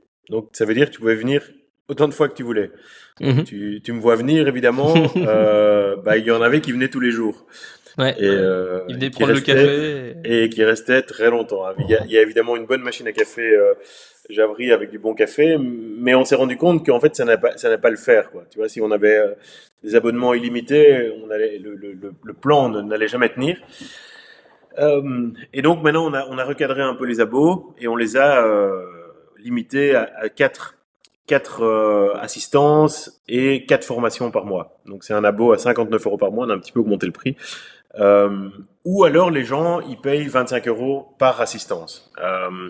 Donc ils peuvent choisir en fait. On a le modèle abo pour ceux qui veulent venir souvent et le modèle un peu à la carte pour ceux qui viennent moins souvent. Mais bon, on va pas se mentir, le projet il est pas rentable hein, encore. On est toujours en train de tester le concept. Alors ça augmente chaque mois, on a de plus en plus de gens. Et voilà, si tu veux, on s'est un peu donné jusqu'à la fin de l'année pour voir, ok, comment quelles sont un peu les métriques, est-ce que les gens sont prêts à payer, pas à payer, qu'est-ce qui marche pas. Puis on va un peu voir, est-ce que le concept on le duplique dans d'autres villes. On a évidemment des idées de faire des choses autour de l'intelligence artificielle, mais toujours avec ce côté humain qui est crucial, ce côté explicatif Et humain. tu vas les accueillir avec des robots, des robots Optimus d'Elon Musk pour répondre aux questions. Ah, ça serait moins chaleureux tout de suite. Hein. Ce serait moins chaleureux. mais voilà, donc on teste beaucoup de choses. On est 4 personnes à avoir. Enfin, moi j'ai eu l'idée, mais j'ai été rejoint par 3 autres personnes qui sont absolument top et qui font le projet avec moi. Et donc voilà, on teste plein de choses. On a énormément d'enthousiasme sur le projet. Beaucoup de choses aussi qui se passent en dehors de Bruxelles, c'est-à-dire qu'on a beaucoup d'organisations qui en fait ont des services qui sont consommés par les seniors et le taux d'adoption en fait est pas bon parce que les seniors ne sont pas à l'aise avec la technologie. Je prends simplement un exemple qu'on a aujourd'hui et projet qu'on est en train de mettre en place, c'est un éditeur de presse qui veut migrer, si tu veux, de plus en plus, ou en tout cas faire lire son contenu de plus en plus via des applications mobiles plutôt que via le papier ou en complément du papier. Mais voilà, il fait face à un problème de maturité digitale de ses abonnés. Et donc, il nous a demandé de travailler justement des cours et des accompagnements de ses abonnés papier pour les faire adopter beaucoup plus les supports digitaux. Donc, tu vois en fait que la problématique elle est tellement importante que on a déjà pas mal de projets en dehors de l'espace numérique de Woluwe-Saint-Pierre. On a des communes aussi qui nous demandent de l'aide avec des formations et des accompagnements. Ouais, tu peux devenir un sous-traitant à des entreprises qui ont un intérêt à voir les seniors adopter les technologies, quoi. Voilà, mais voilà, tu penses typiquement aux banques, hein. Bah oui, si elles utilisent plus leur téléphone et moins les guichets, c'est mieux. Ben voilà, exactement. Donc les banques ont un vrai problème aussi d'adoption de leurs applications bancaires par les seniors. Des questions de méfiance, des questions de convivialité des applications, etc. Donc voilà, tout ça c'est des choses qu'on est occupé à développer. Et ça peut être des sources de revenus pour vous, en fait. Ça peut être une manière de vous diversifier. Ce sont clairement des sources de revenus, c'est sûr, tout à fait, on le voit comme ça. Parce qu'en fait, si tu veux, quand on a pensé au projet, on pouvait aussi faire une SBL, en fait. Et, je trouve que c'est tellement mieux d'avoir fait ce que tu as fait. Une entreprise à but lucratif. C'est le meilleur moyen de développer des choses. Voilà, moi j'aimerais bien que le projet soit viable par lui-même, puisse se développer sans dépendre des subsides. Tu vois, en Belgique, les subsides, tu sais jamais quand tu vas les avoir et quand tu les auras plus. Donc c'est quand même assez compliqué, je trouve, de pérenniser un projet s'il est exclusivement dépendant de subsides. Donc, moi je trouve que de le mettre dans une structure à but lucratif comme tu es en train de le faire là, je trouve que c'est le moyen le plus puissant pour en faire quelque chose qui a de l'impact. Parce que effectivement, il faut que ça marche, quoi. Il faut pas que ça soit juste un truc qui a vocation à être sympa pour les vieux, je dirais. Et, non, il faut que ça fasse un sens économique pour que ça puisse se développer. Là, il y en a qu'à Bruxelles. Moi, j'ai envie de te dire, quand est-ce qu'on envoie dans toutes les villes de Wallonie, ça marchera que si ça fait de l'argent. Hein. On a beau dire ce qu'on veut. Voilà, et je pense qu'il faut pas toujours opposer impact avec rentabilité ou avec viabilité économique, tu vois. Non, t'as totalement raison. Très bien faire une entreprise. Alors, je pense pas que ce sera jamais Odoo ou Google, mais Mais l'idée, c'est d'avoir justement des méthodes de management qui sont rigoureuses, avec de l'efficacité, avec de la performance, tout en étant dans un secteur impact. Tu vois, Mhm. je pense Non, de bien nouveau sûr. qu'il n'y a pas de dichotomie entre, il n'y a pas de paradoxe. Tu peux faire quelque chose très professionnellement qui a de l'impact en fait. C'est ça qu'on essaie de faire. Ouais. Moi, je trouve ça génial. Je trouve que le projet est vraiment top, vraiment excitant. Et plus je le regarde, plus je me dis. Au début, je t'avoue, quand tu me l'as pitché simplement, je me suis dit, qu'est-ce que c'est que ce truc Fou là là, Ouais. j'aurais pas envie de bosser avec des vieux toute la journée. Et puis en fait, Non, si, c'est génial. En fait, c'est vraiment génial. Ça fait totalement sens. Et je trouve que si tu arrives à trouver la recette pour l'équilibre. Ouais. Pour pouvoir te faire payer d'une manière ou d'une autre, parce qu'effectivement c'est la seule manière de rester viable sans dépendre d'une perfusion de subsides. Ouais, exactement. Je trouve que ça sera génial, ça sera vraiment un magnifique projet. Donc moi je peux que t'encourager. Merci. On y travaille tous les jours et c'est super excitant, c'est super chouette. Ouais, non c'est top. Écoute, super. On a fait évidemment, moi je pourrais encore parler avec toi pendant des heures et des heures. Je pense qu'on est bien, là on a fait 1h40. Est-ce que tu as envie... 1h40 déjà. Ah ouais, ça va vite, hein. Est-ce que tu auras envie de passer un message? Est-ce que les gens qui veulent te contacter peut-être, qu'est-ce que tu auras envie de dire pour clôturer? Oh, il y a toujours plein de choses à dire. Non, le truc évidemment, tu l'as relevé au début, c'est que il n'y a pas d'âge pour entreprendre non plus. Tu vois, moi j'ai lancé ma première boîte à 40 ans, je ne l'ai jamais regretté. Il faut pas hésiter. Je veux dire, à aucun âge il faut hésiter. Parce que voilà, on a toujours plein de ressources à n'importe quel âge. Donc je pense qu'il faut le faire. Sinon, non, n'hésitez pas à me contacter. Je serai ravi si vous avez un chouette projet, si vous voulez juste parler d'entrepreneuriat ou d'autres, je suis toujours dispo. On peut me trouver sur LinkedIn, on peut m'envoyer un mail à osimonis@gmail.com. Voilà, que dire d'autre? Rien, je pense qu'on peut s'arrêter là. Je te remercie en tout cas, merci à vraiment toi, beaucoup pour ton temps. merci pour l'idée du podcast en tout cas. Avec grand plaisir et j'espère que ça plaira, mais j'en suis sûr, ça va plaire. Merci, à bientôt. Salut.